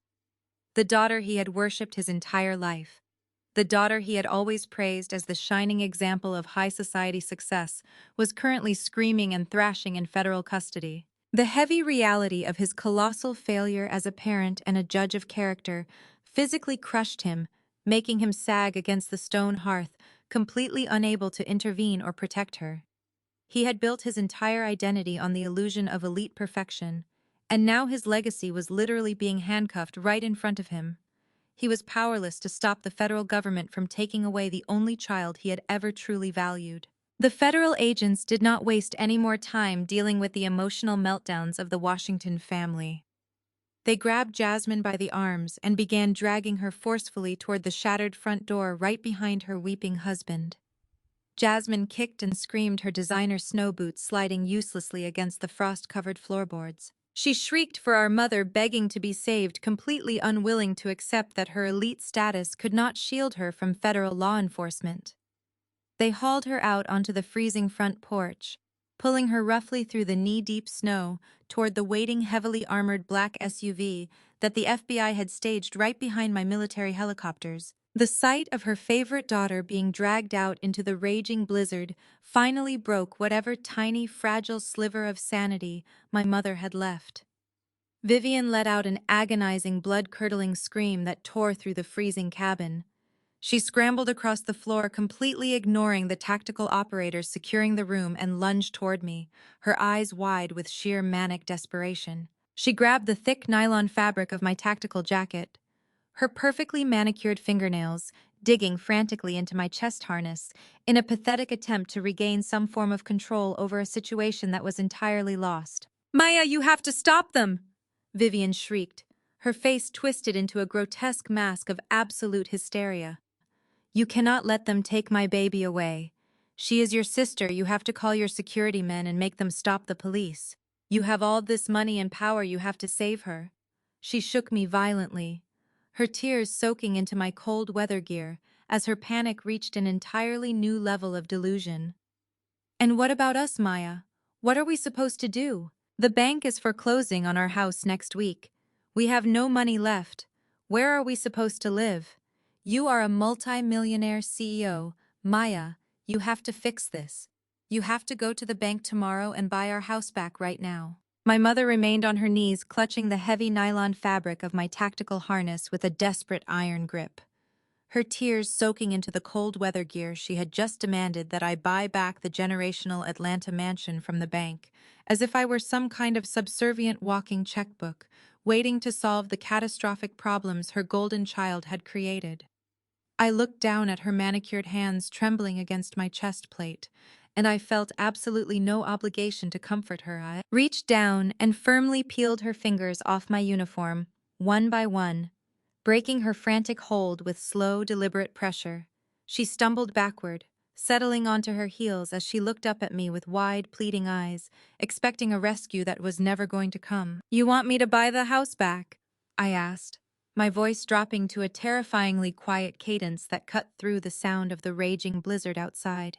"You want me to save your precious country club status, after you stood in this freezing cabin and watched Preston try to extort an $8 million property deed from me, while your 10-year-old granddaughter was suffocating on the patio. Your sheer entitlement is genuinely staggering. Vivian, you really think the universe exists solely to cater to your elite social calendar? You still believe you can just snap your fingers and have the designated family failure clean up your massive financial disasters?" My father. Richard pushed himself off the stone fireplace, his face a sickly shade of gray. His breathing was still incredibly ragged from the panic attack and the reality of seeing his favorite daughter shoved into the back of a federal vehicle, but the mention of his beloved Atlanta mansion sparked a pathetic flicker of desperate hope in his eyes. "Maya, please." Richard begged, his voice completely stripped of the booming arrogance he had wielded like a weapon for my entire life. "We have absolutely nothing left if the bank takes that house. We will be out on the street. We will be completely ruined in the city. You have the capital. You run a multi-million-dollar empire. You can easily call the bank tomorrow morning and clear the default." I did not break eye contact with my father as I reached down into the secondary compartment of my tactical duffel bag. For the final time, my fingers brushed past the heavy communication equipment and closed around a thick manila folder stamped with the corporate seal of the Aegis Vanguard Real Estate Holding Division. I pulled the heavy document out and let it drop onto the mahogany coffee table right next to the glowing satellite communicator. The thick stack of legal paperwork landed with a definitive thud, drawing both of their terrified gazes like a magnet. "You do not need to worry about the bank foreclosing on your generational estate, Dad," I stated coldly, my words falling like heavy blocks of ice onto the hardwood floor. My mother let out a sudden gasp of relief, a fragile, hopeful smile attempting to break through her ruined makeup. She actually thought I had caved. She genuinely believed her. Manipulative tears had worked, and that I was going to play the role of the loyal, obedient daughter who sacrificed her own resources to protect her abusers. But Richard did not smile. His eyes were locked on the corporate seal printed on the front of the folder. His background in high-level business negotiations told him that an international private military and security corporation did not handle standard residential mortgage bailouts. He reached out with a trembling hand and flipped open the heavy cover of the folder, his eyes scanning the first page of the densely worded legal contract. I watched his pupils dilate in absolute horror as his brain processed the unarguable truth printed in bold black ink. I saw the initial financial audit regarding Preston's fraudulent accounts yesterday morning. I continued keeping my tone completely clinical and devoid of any familial warmth when my cyber intelligence teams uncovered the forged second mortgage Jasmine took out on your Atlanta property. They also flagged the 90-day default status and the impending bank auction scheduled for next week. Aegis Vanguard does not just provide physical security and digital forensics. Dad, we also operate a massive asset acquisition division, specializing in distressed high-value real estate. The moment my financial directors saw the default notice, they contacted the national bank holding your debt. Richard let out a choked, agonizing sound, the heavy legal document slipping from his shaking fingers and fluttering back down to the table. He looked at me, his face contorted into a mask of pure devastation. I did not pay off your mortgage to save your social status. Dad, I explained with ruthless precision. The real estate division of my corporation officially bought the debt directly from the bank. We purchased the lien for pennies on the dollar because the bank was desperate to offload a highly toxic asset connected to a massive federal wire fraud investigation. I own the Atlanta mansion now, Dad, I said, my voice ringing with absolute finality. In the dark, freezing room, the deed is officially registered under a subsidiary holding company, entirely controlled by me. You do not own a single brick of that property anymore. And since you clearly do not value family loyalty or basic human decency, you are officially my tenants as of this morning, and as the new property owner, I am executing my legal right to clear the premises. You have exactly 30 days to pack whatever cheap belongings the federal government does not seize and vacate the property entirely. Vivian let out a piercing shriek, clapping her hands over her ears as if she could physically block the sound of her complete eviction. You cannot do this, Vivian screamed, her voice echoing wildly against the vaulted wooden ceilings. You cannot throw your own parents out into the street. We raised you. We gave you everything that house has been in this family for generations. You are a monster, Maya. You are a cold, heartless monster, trying to destroy us, just because you hold a grudge. I stepped closer to her, forcing her to look directly at the monster she had actively created. The generational wealth you are crying about was destroyed by the golden child you worshipped, I reminded her sharply. Jasmine forged your names. Jasmine stole your equity. Jasmine gave it to a criminal hedge fund manager, and you let it happen because you were too obsessed with the color of his skin and the illusion of his old money pedigree. You lost that house the second you decided Preston was a better investment than your own daughter. I simply acquired a distressed asset at a highly favorable market rate. It is just a simple business transaction, Mom. I am sure you can appreciate the ironies. The heavy thud of tactical boots approaching from behind broke the tense standoff. Kodiak, my lead security commander, stepped forward into the faint, ambient light reflecting off the snow, his assault rifle hanging securely against his chest by its tactical sling. The medical extraction team is ready to move. Boss Kodiak reported, his deep voice projecting absolute professional calm. The combat medics have fully stabilized Layla's respiratory functions. They administered a high-dose nebulizer treatment, and her blood oxygen levels are holding steady within optimal parameters. We have her secured in a specialized thermal transport litter to protect her from the sub-zero wind chill during the transfer to the flight line. I turned away from the pathetic weeping forms of my parents and looked toward the corner of the room. The 4 tactical paramedics were lifting a highly advanced insulated stretcher, carrying my 10-year-old daughter. She was bundled securely in military-grade, thermal blankets and oxygen mask resting gently over her nose and mouth. She looked tired, but the terrifying blue tint had completely vanished from her lips, replaced by a healthy, warm color. She gave me a small thumbs up from inside the thermal cocoon, and an immense wave of profound relief washed over my entire body. "We are leaving," I announced to my tactical team. "Get her to the mobile intensive care suite on the second bird and prep the rotors for immediate liftoff." As the paramedics began moving swiftly toward the shattered front door, carrying Layla out into the raging blizzard, a sudden flurry of movement erupted from the floor behind me. Vivian scrambled to her feet, completely ignoring the devastating loss of her Atlanta mansion. As a new, entirely selfish survival instinct took over, the cabin was freezing. The power grid was entirely dead, and she had just watched her favorite daughter get dragged away in a federal vehicle. The prospect of spending the night in a dark, freezing cabin with absolutely zero amenities and a broken husband finally shattered her resolve. "Wait for me!" Vivian yelled frantically, grabbing her expensive designer coat from the back of the sofa and rushing blindly toward the broken doorway. "You have to take me with you.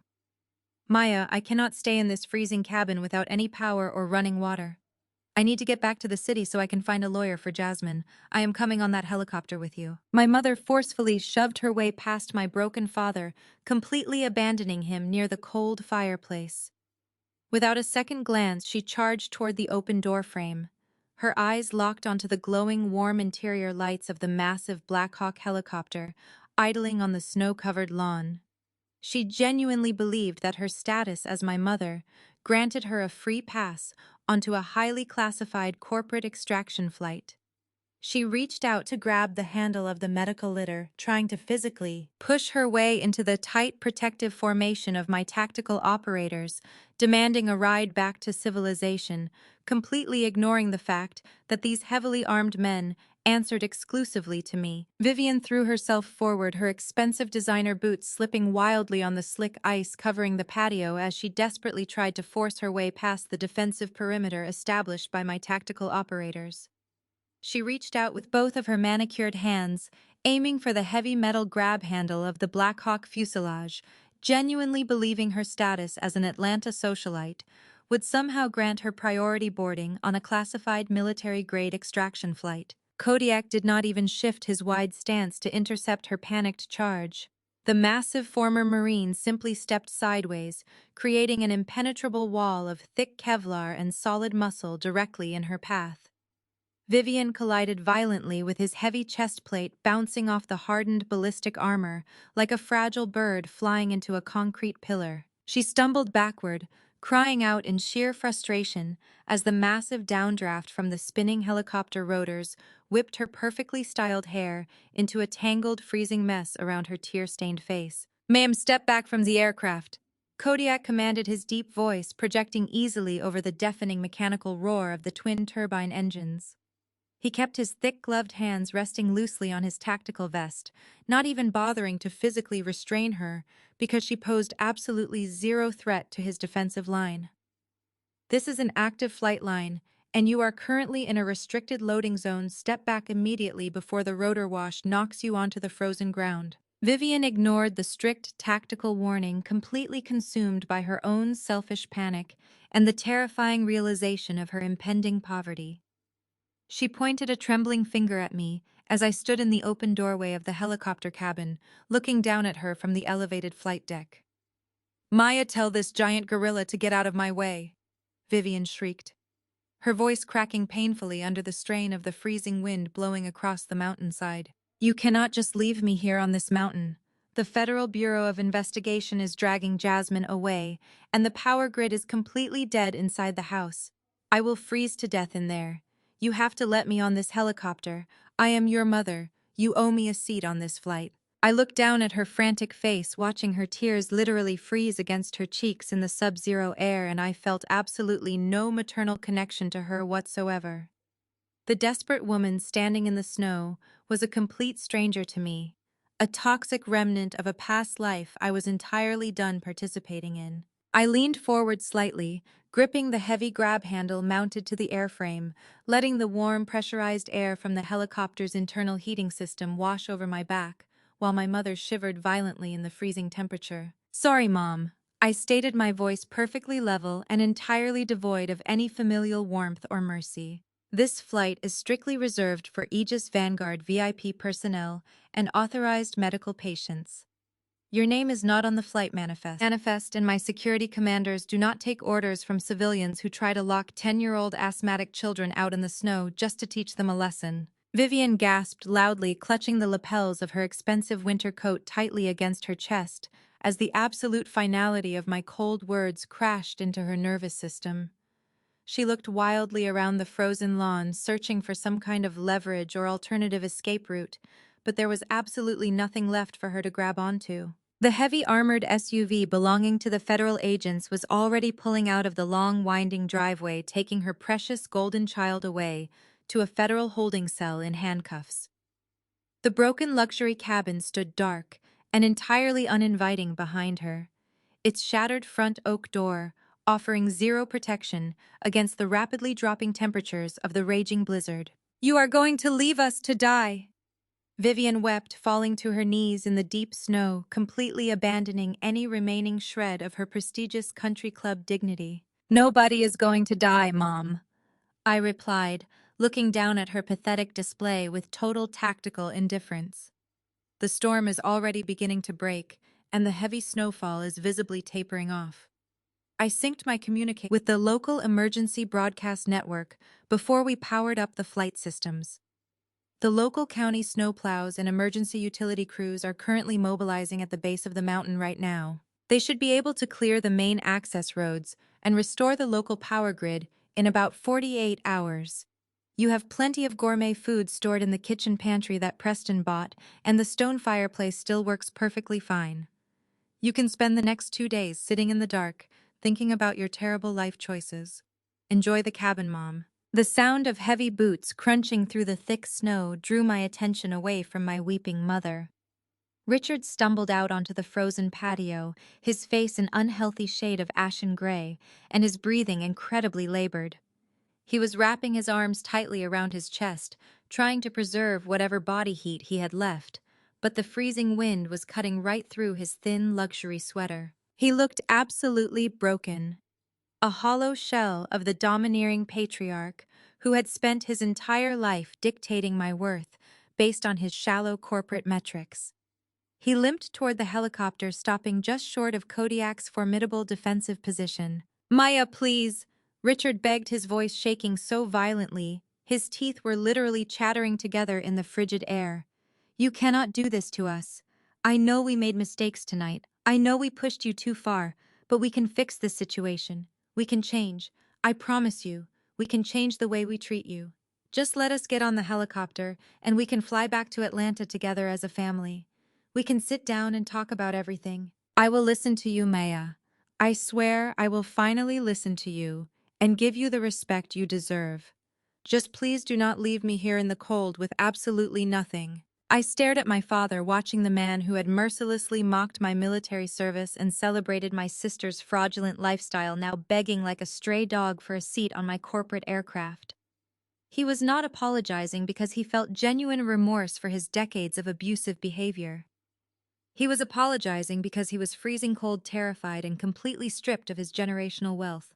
He wanted a warm helicopter ride and a quick magical fix to his destroyed legacy, not a real relationship with his estranged daughter. I shook my head slowly, rejecting his pathetic plea without a single second of hesitation. "Learn some independence, Dad," I said, throwing his exact cruel philosophy right back into his shivering face. "You spent my entire life telling me that struggling builds character, and that failures need to figure out how to survive on their own without expecting any handouts from successful people. Well, you are currently bankrupt, your generational mansion belongs to my real estate holding company, and your favorite daughter is heading straight to a federal prison. You have officially hit rock bottom, Richard. So take your own rigid advice and learn how to be independent. It builds character." I took a deliberate step back into the heated cabin of the Black Hawk, giving Kodiak a swift, sharp hand signal. The massive security commander nodded once, executing a flawless tactical withdrawal. He stepped backward onto the flight deck, sliding the heavy armored side door shut with a loud metallic slam that completely sealed out the violent noise of the blizzard. The sudden silence inside the soundproof troop compartment was incredibly peaceful. The cabin was bathed in a soft red tactical light, giving the space a calm, disciplined atmosphere that felt like absolute heaven compared to the toxic chaos I had just left behind on the ground. I immediately turned my attention to the rear of the compartment where the medical team had secured Layla. She was resting comfortably on the specialized transport litter, the oxygen mask still delivering a steady flow of warm, humidified air directly to her recovering lungs. The lead paramedic gave me a thumbs up indicating her vitals were perfectly stable and she was entirely out of danger. I sat down in the jump seat right next to her, strapping myself securely into the heavy four-point harness and taking her small, warm hand in mine. She looked at me with sleepy, trusting eyes, completely unaware of the massive financial and social destruction I had just unleashed upon the people who had tried to hurt her. The twin turbine engines roared to maximum power, sending a deep, powerful vibration surging through the entire airframe.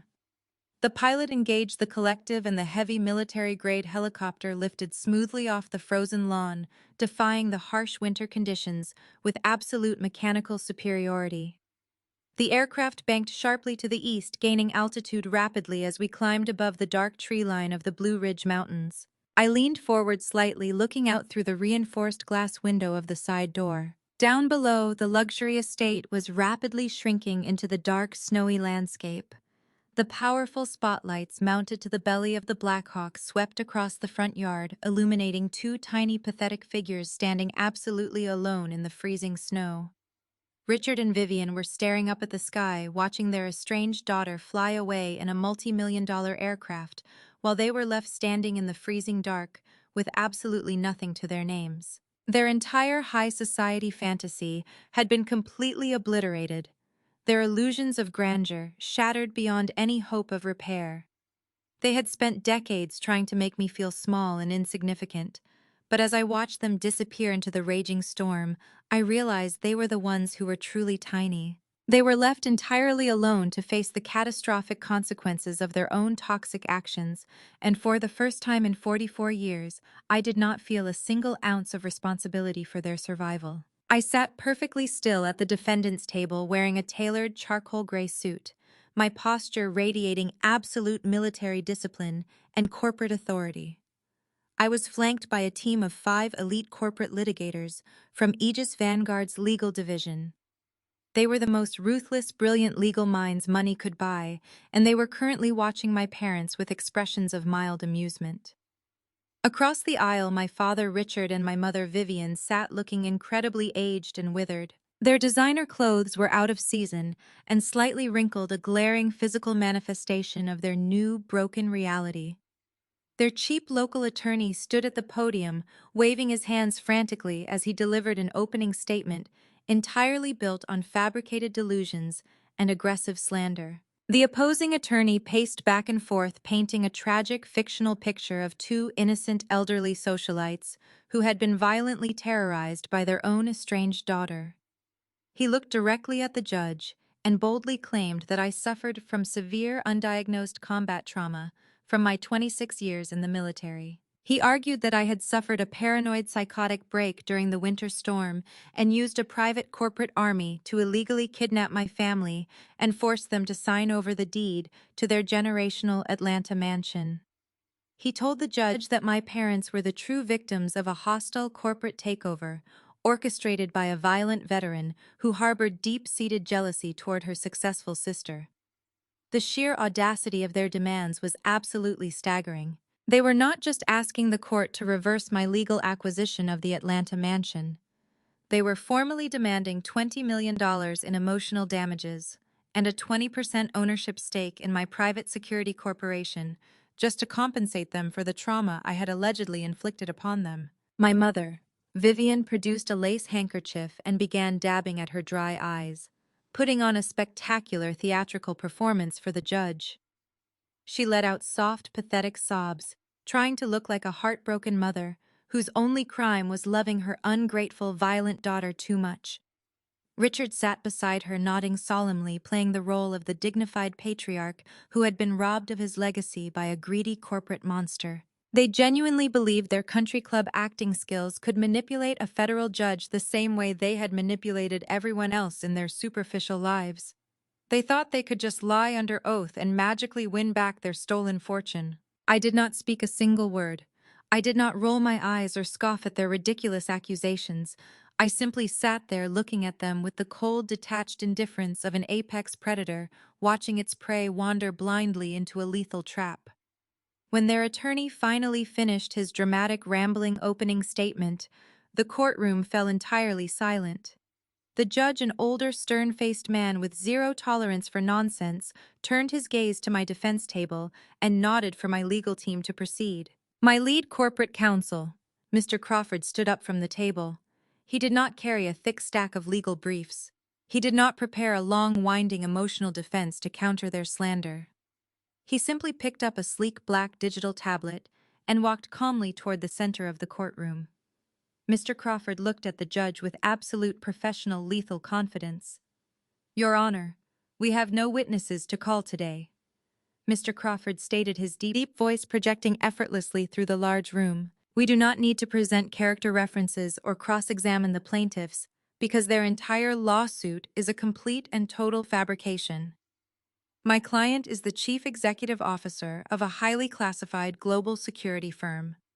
As part of standard corporate protocol, during any active crisis deployment, she is required to wear a biometric microcamera integrated directly into her tactical vest. The device records continuous encrypted audio and video linking directly to a secure satellite server that cannot be tampered with or altered in any way." Richard and Vivian completely froze in their seats.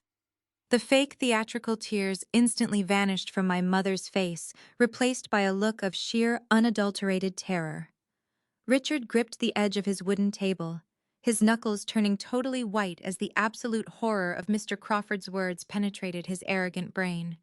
They had completely forgotten who they were dealing with. They had spent so much time convincing themselves I was just a crazy veteran that they forgot I ran a multi-million-dollar intelligence empire. Mr. Crawford tapped the screen of his tablet, syncing it directly with the courtroom's audio and visual playback system. "Your Honor," Mr. Crawford continued, keeping his eyes locked on my terrified parents, "we would like to submit Defense Exhibit Alpha. This is the unedited raw footage recorded during the exact time frame the plaintiffs claim they were being terrorized and extorted by my client. Please pay special attention to the dialogue regarding a 10-year-old child experiencing a severe medical emergency." The large digital monitors mounted on the courtroom walls flickered to life. The high-definition footage was crystal clear despite the dim lighting of the mountain cabin. The audio immediately filled the quiet courtroom, capturing the violent howling of the blizzard outside. And then my mother's voice echoed through the speakers, loud and utterly unmistakable. She was throwing a tantrum because Jasmine accidentally stepped on her tablet, the recorded voice of Vivian stated coldly through the court speakers. "The real world does not care about tears. We put her outside for 15 minutes to toughen her up. You were in the military, you should appreciate a little strict discipline." A collective gasp rippled through the courtroom gallery. The court reporter stopped typing, her hands hovering frozen over her keyboard. The bailiff standing near the door visibly stiffened, his expression hardening with pure disgust. The judge leaned far over his wooden bench, his eyes widening as he listened to a grandmother casually admit to locking an asthmatic 10-year-old child out in a deadly sub-zero blizzard. But the audio did not stop there. The recording played out the entire horrific confrontation exactly as it had happened. The courtroom listened in absolute silence as Preston's voice filled the room, casually offering to call a medical evacuation flight, only if I signed away an $8 million commercial property deed. They heard the sick, arrogant mockery in his tone.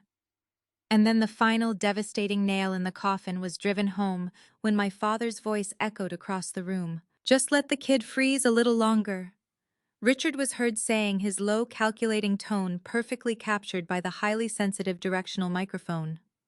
"Let Maya panic. She will sign anything if she thinks she needs our money to pay for a private medical evacuation flight." When the video finally ended and the screens went black, the silence in the courtroom was incredibly suffocating. The heavy, suffocating weight of their pure, unfiltered evil hung over the room like a thick, toxic fog.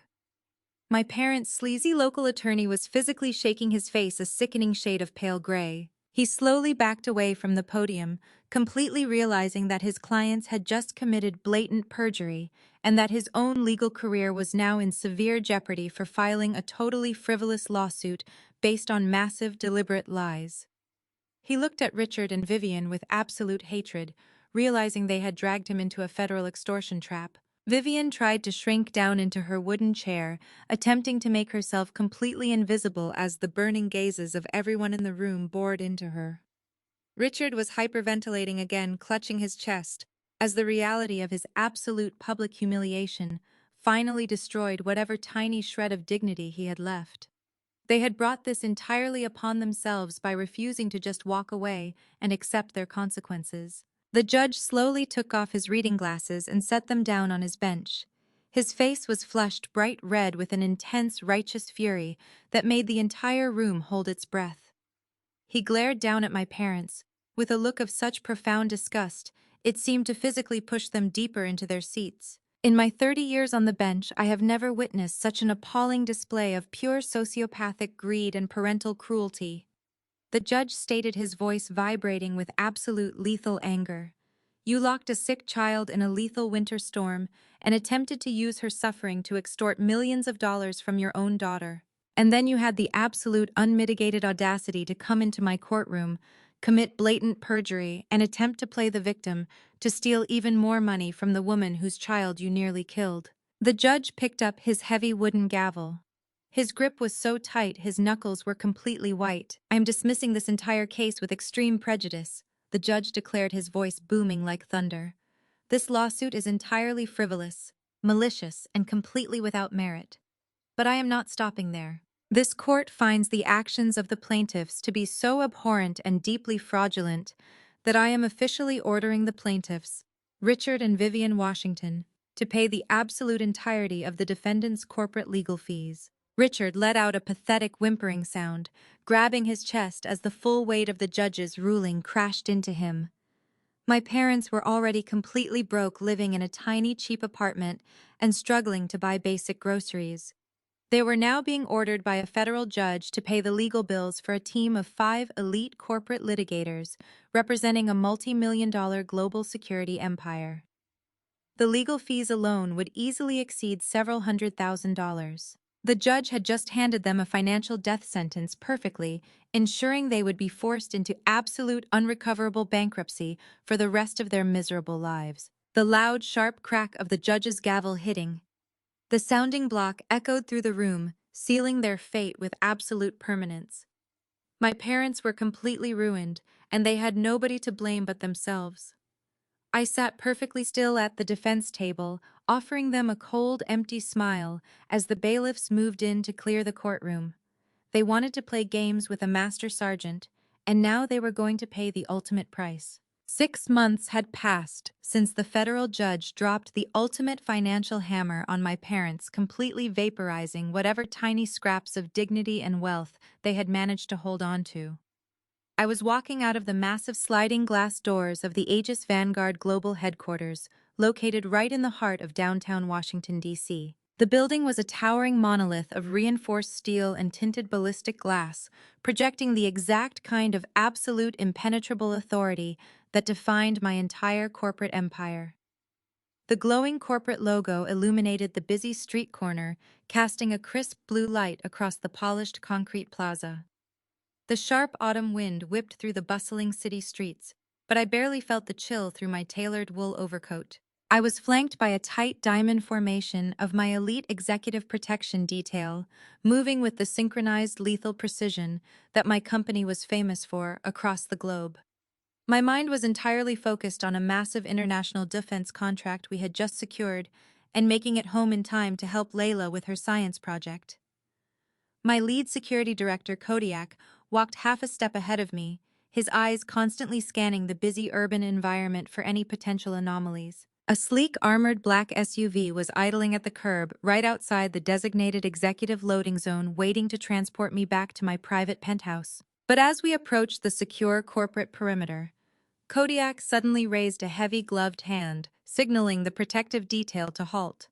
His gaze was locked onto two figures huddled together near the edge of the polished concrete, hovering just outside the reach of the security cameras. They were trembling violently in the harsh wind, clutching cheap paper cups of coffee, and desperately trying to draw warmth from one another. I shifted my line of sight toward the trespassing individuals, and my footsteps immediately stopped cold on the pavement. I almost did not recognize the two pathetic broken people cowering near the edge of my corporate property.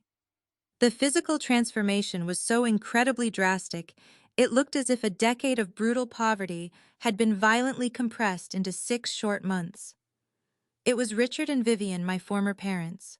They were an absolute far cry from the arrogant, untouchable Atlanta elites who had once mocked my military career and demanded absolute obedience from everyone around them. The expensive tailored suits, the heavy gold watches, the immaculate designer dresses, and the flawless pearl necklaces were entirely gone. Richard was wearing a cheap, faded nylon jacket that was at least 2 sizes too big for his shrinking frame. His shoulders were heavily slumped, and his face was covered in a patchy, unkempt beard that made him look completely defeated. Vivian was wrapped in a threadbare gray cardigan, her hair completely unstyled and showing thick streaks of natural white roots. She could no longer afford to dye at high-end salons.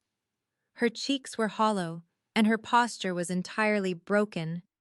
They looked incredibly fragile, deeply aged, and entirely stripped of the toxic vanity that had fueled their entire existence. Kodiak immediately moved to intercept them, his hand resting casually near his tactical belt, preparing to physically remove the unauthorized personnel from my secure loading zone.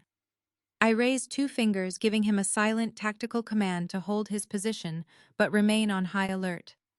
I wanted to see exactly why these 2 ruined people had traveled hundreds of miles just to stand shivering outside my corporate fortress. Richard and Vivian saw me step out from behind the wall of my security detail, and they immediately stumbled forward, their cheap shoes shuffling against the pavement.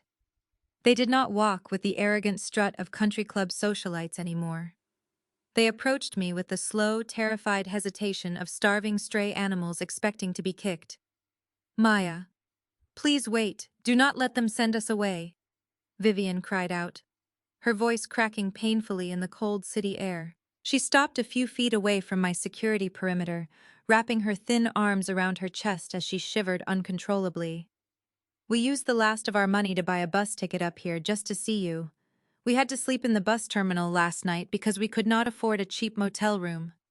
Vivian looked up at me, her eyes red-rimmed and completely hollowed out by months of sheer desperation and unyielding poverty. "We are so incredibly sorry, Maya. We are so sorry for everything we ever did to you.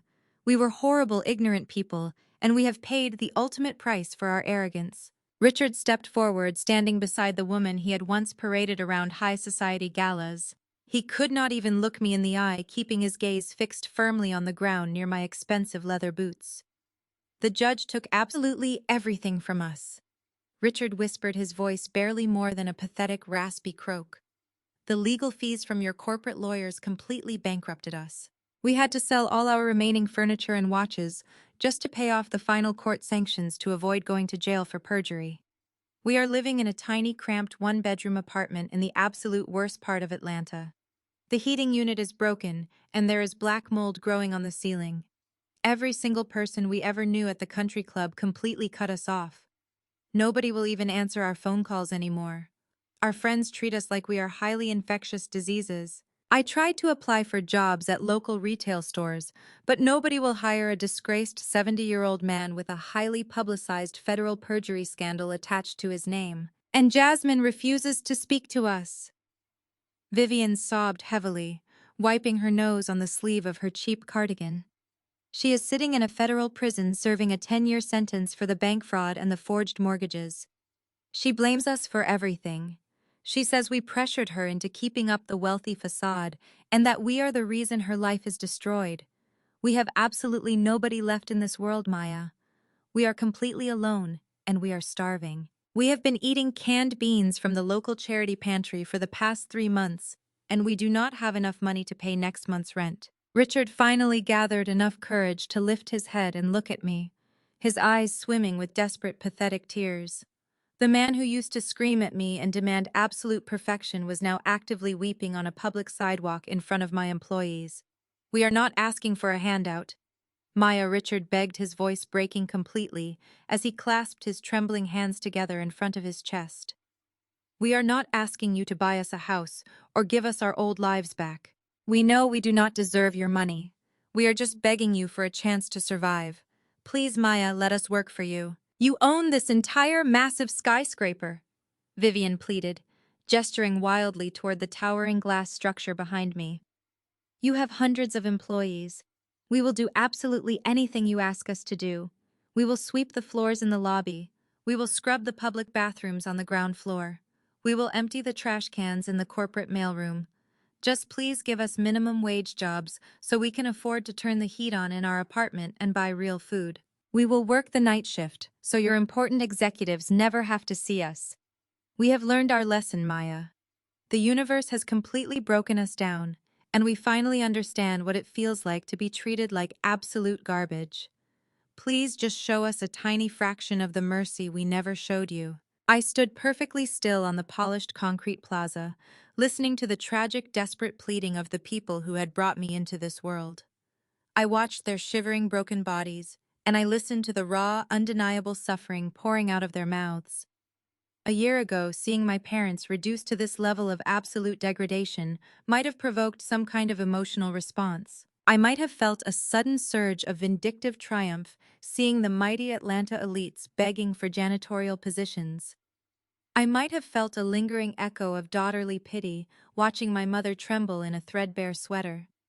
But as I looked at Richard and Vivian begging for minimum wage jobs outside the multi-million-dollar empire I had built entirely without them, I realized something incredibly profound about my own healing process. I felt absolutely nothing at all. The well of my emotions regarding these two individuals was completely and permanently dry.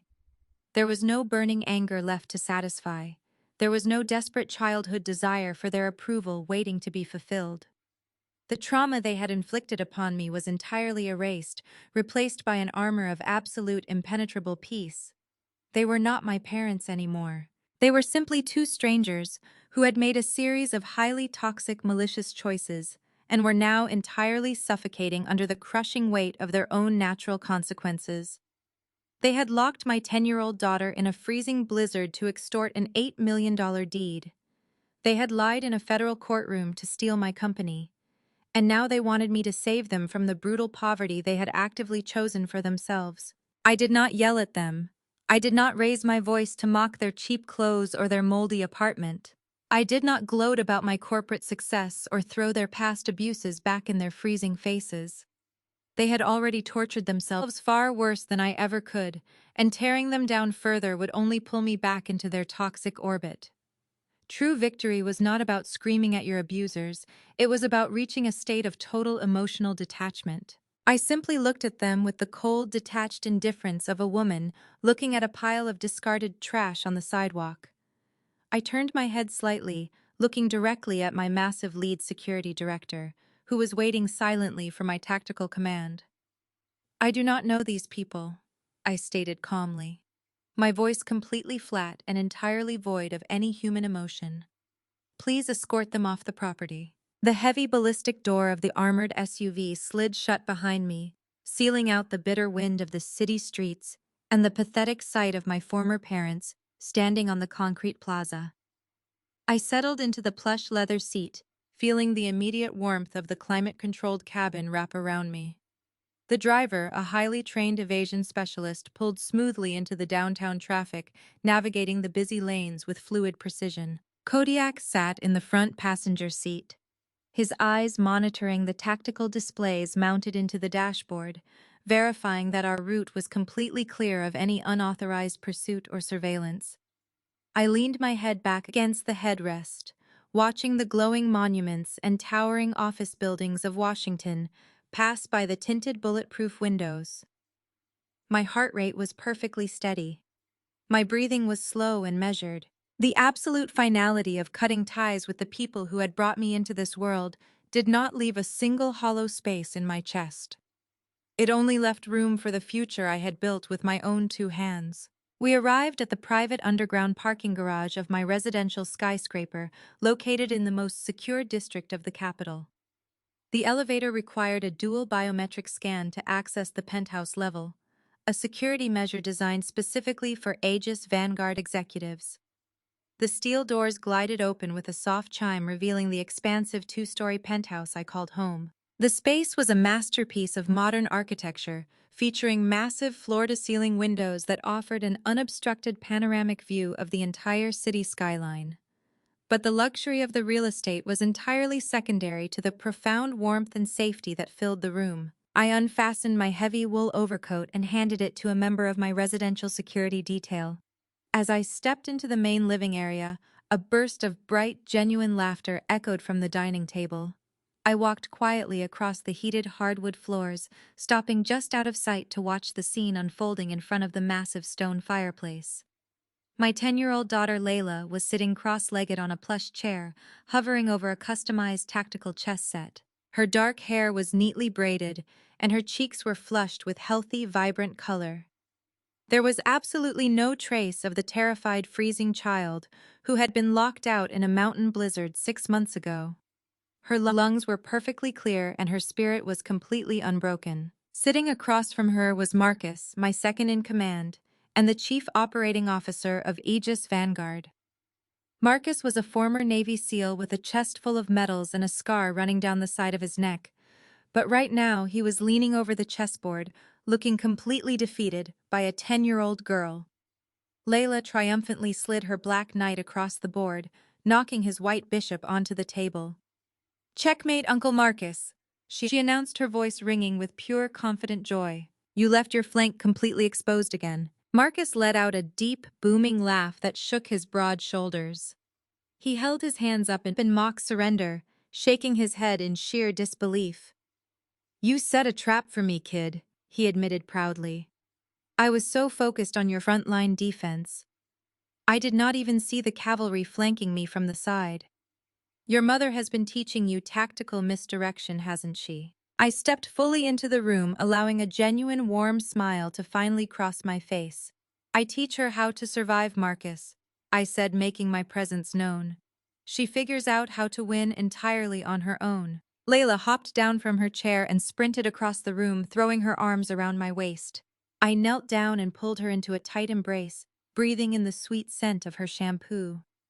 In that exact moment, holding the child I had carried through a freezing storm, I looked at Marcus smiling at us from the table.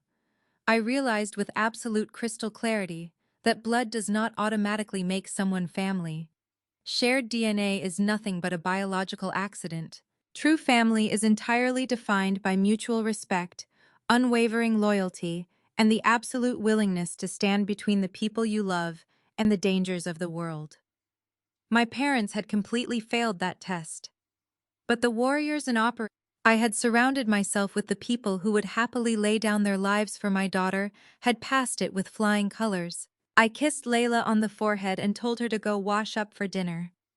As she scampered off down the hallway, I walked past the chess table and headed into my private study. The room was lined with thick acoustic paneling and shelves filled with military history and corporate strategy books. I walked over to my heavy mahogany desk and unlocked the top drawer. I pulled out a thick premium leather folder and opened it under the soft light of my desk lamp. Inside, resting perfectly flat and pristine, was the original commercial property deed my grandfather had left exclusively to me. The same exact document Preston and Jasmine had tried to extort from me, the same piece of paper that had triggered the entire violent collapse of their fake high society empire.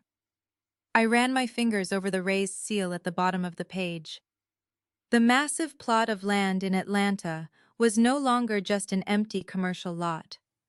Last week, my engineering teams had officially broken ground on the site. We were constructing a $60 million state-of-the-art tactical training facility for the newest recruits of Aegis Vanguard. The compound was going to feature advanced cyber warfare labs, close quarters, combat simulators, and crisis management command centers. It was going to be the absolute premier training ground for the world's most elite private security operatives. My father had spent my entire life trying to convince me that my military service was a ghetto embarrassment, and that true wealth could only be achieved by conforming to his superficial country club standards. He had completely dismissed my grandfather's final gift, assuming I was too stupid to understand the value of raw potential. But now that very same land was actively breeding the next generation of absolute highly lethal professionals who would go on to protect the very same global markets that my father and Preston had so pathetically failed to conquer. The poetic justice of building an actual fortress on the land they had tried to steal was incredibly satisfying. I walked over to the massive window of my study, looking down at the tiny glowing lights of the cars, navigating the capital city far below my penthouse. The physical distance between the freezing mountain cabin where they had tried to break me and the absolute pinnacle of corporate power where I currently stood was immense. But the psychological distance was infinitely greater. They had thought I was weak because I remained quiet.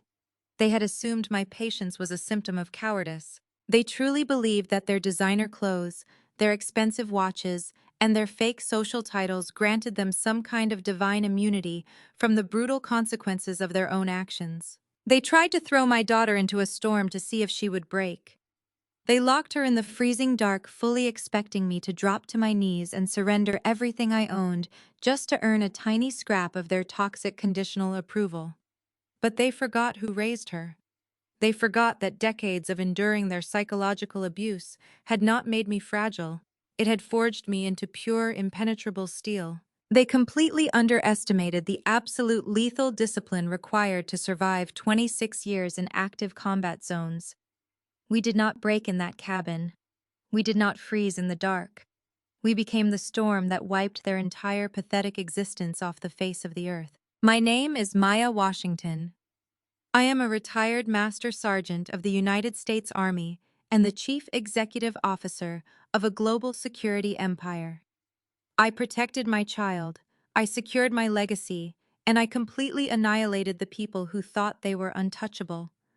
If you are listening to this right now, and you are currently trapped in a toxic family dynamic where your worth is constantly minimized and your boundaries are repeatedly violated, remember my story. Do not let arrogant people convince you that you are weak just because you choose peace. And when the time finally comes for you to stand your ground, do not hesitate to show them exactly what happens when they push you too far. Have you ever had to cut off toxic family members who thought they were untouchable? Drop your story in the comments below because I want to read every single one of them. Hit that like button, subscribe to the channel for more stories of absolute justice, and remember that your survival is the ultimate revenge. Stay strong, stay tactical, and never let anyone lock you out in the cold. The story demonstrates that your true worth is never defined by toxic family expectations or status. Maya's experience proves that quiet discipline and integrity are infinitely more powerful than superficial arrogance. Setting firm, non-negotiable boundaries is essential when those around you prioritize greed over your well-being.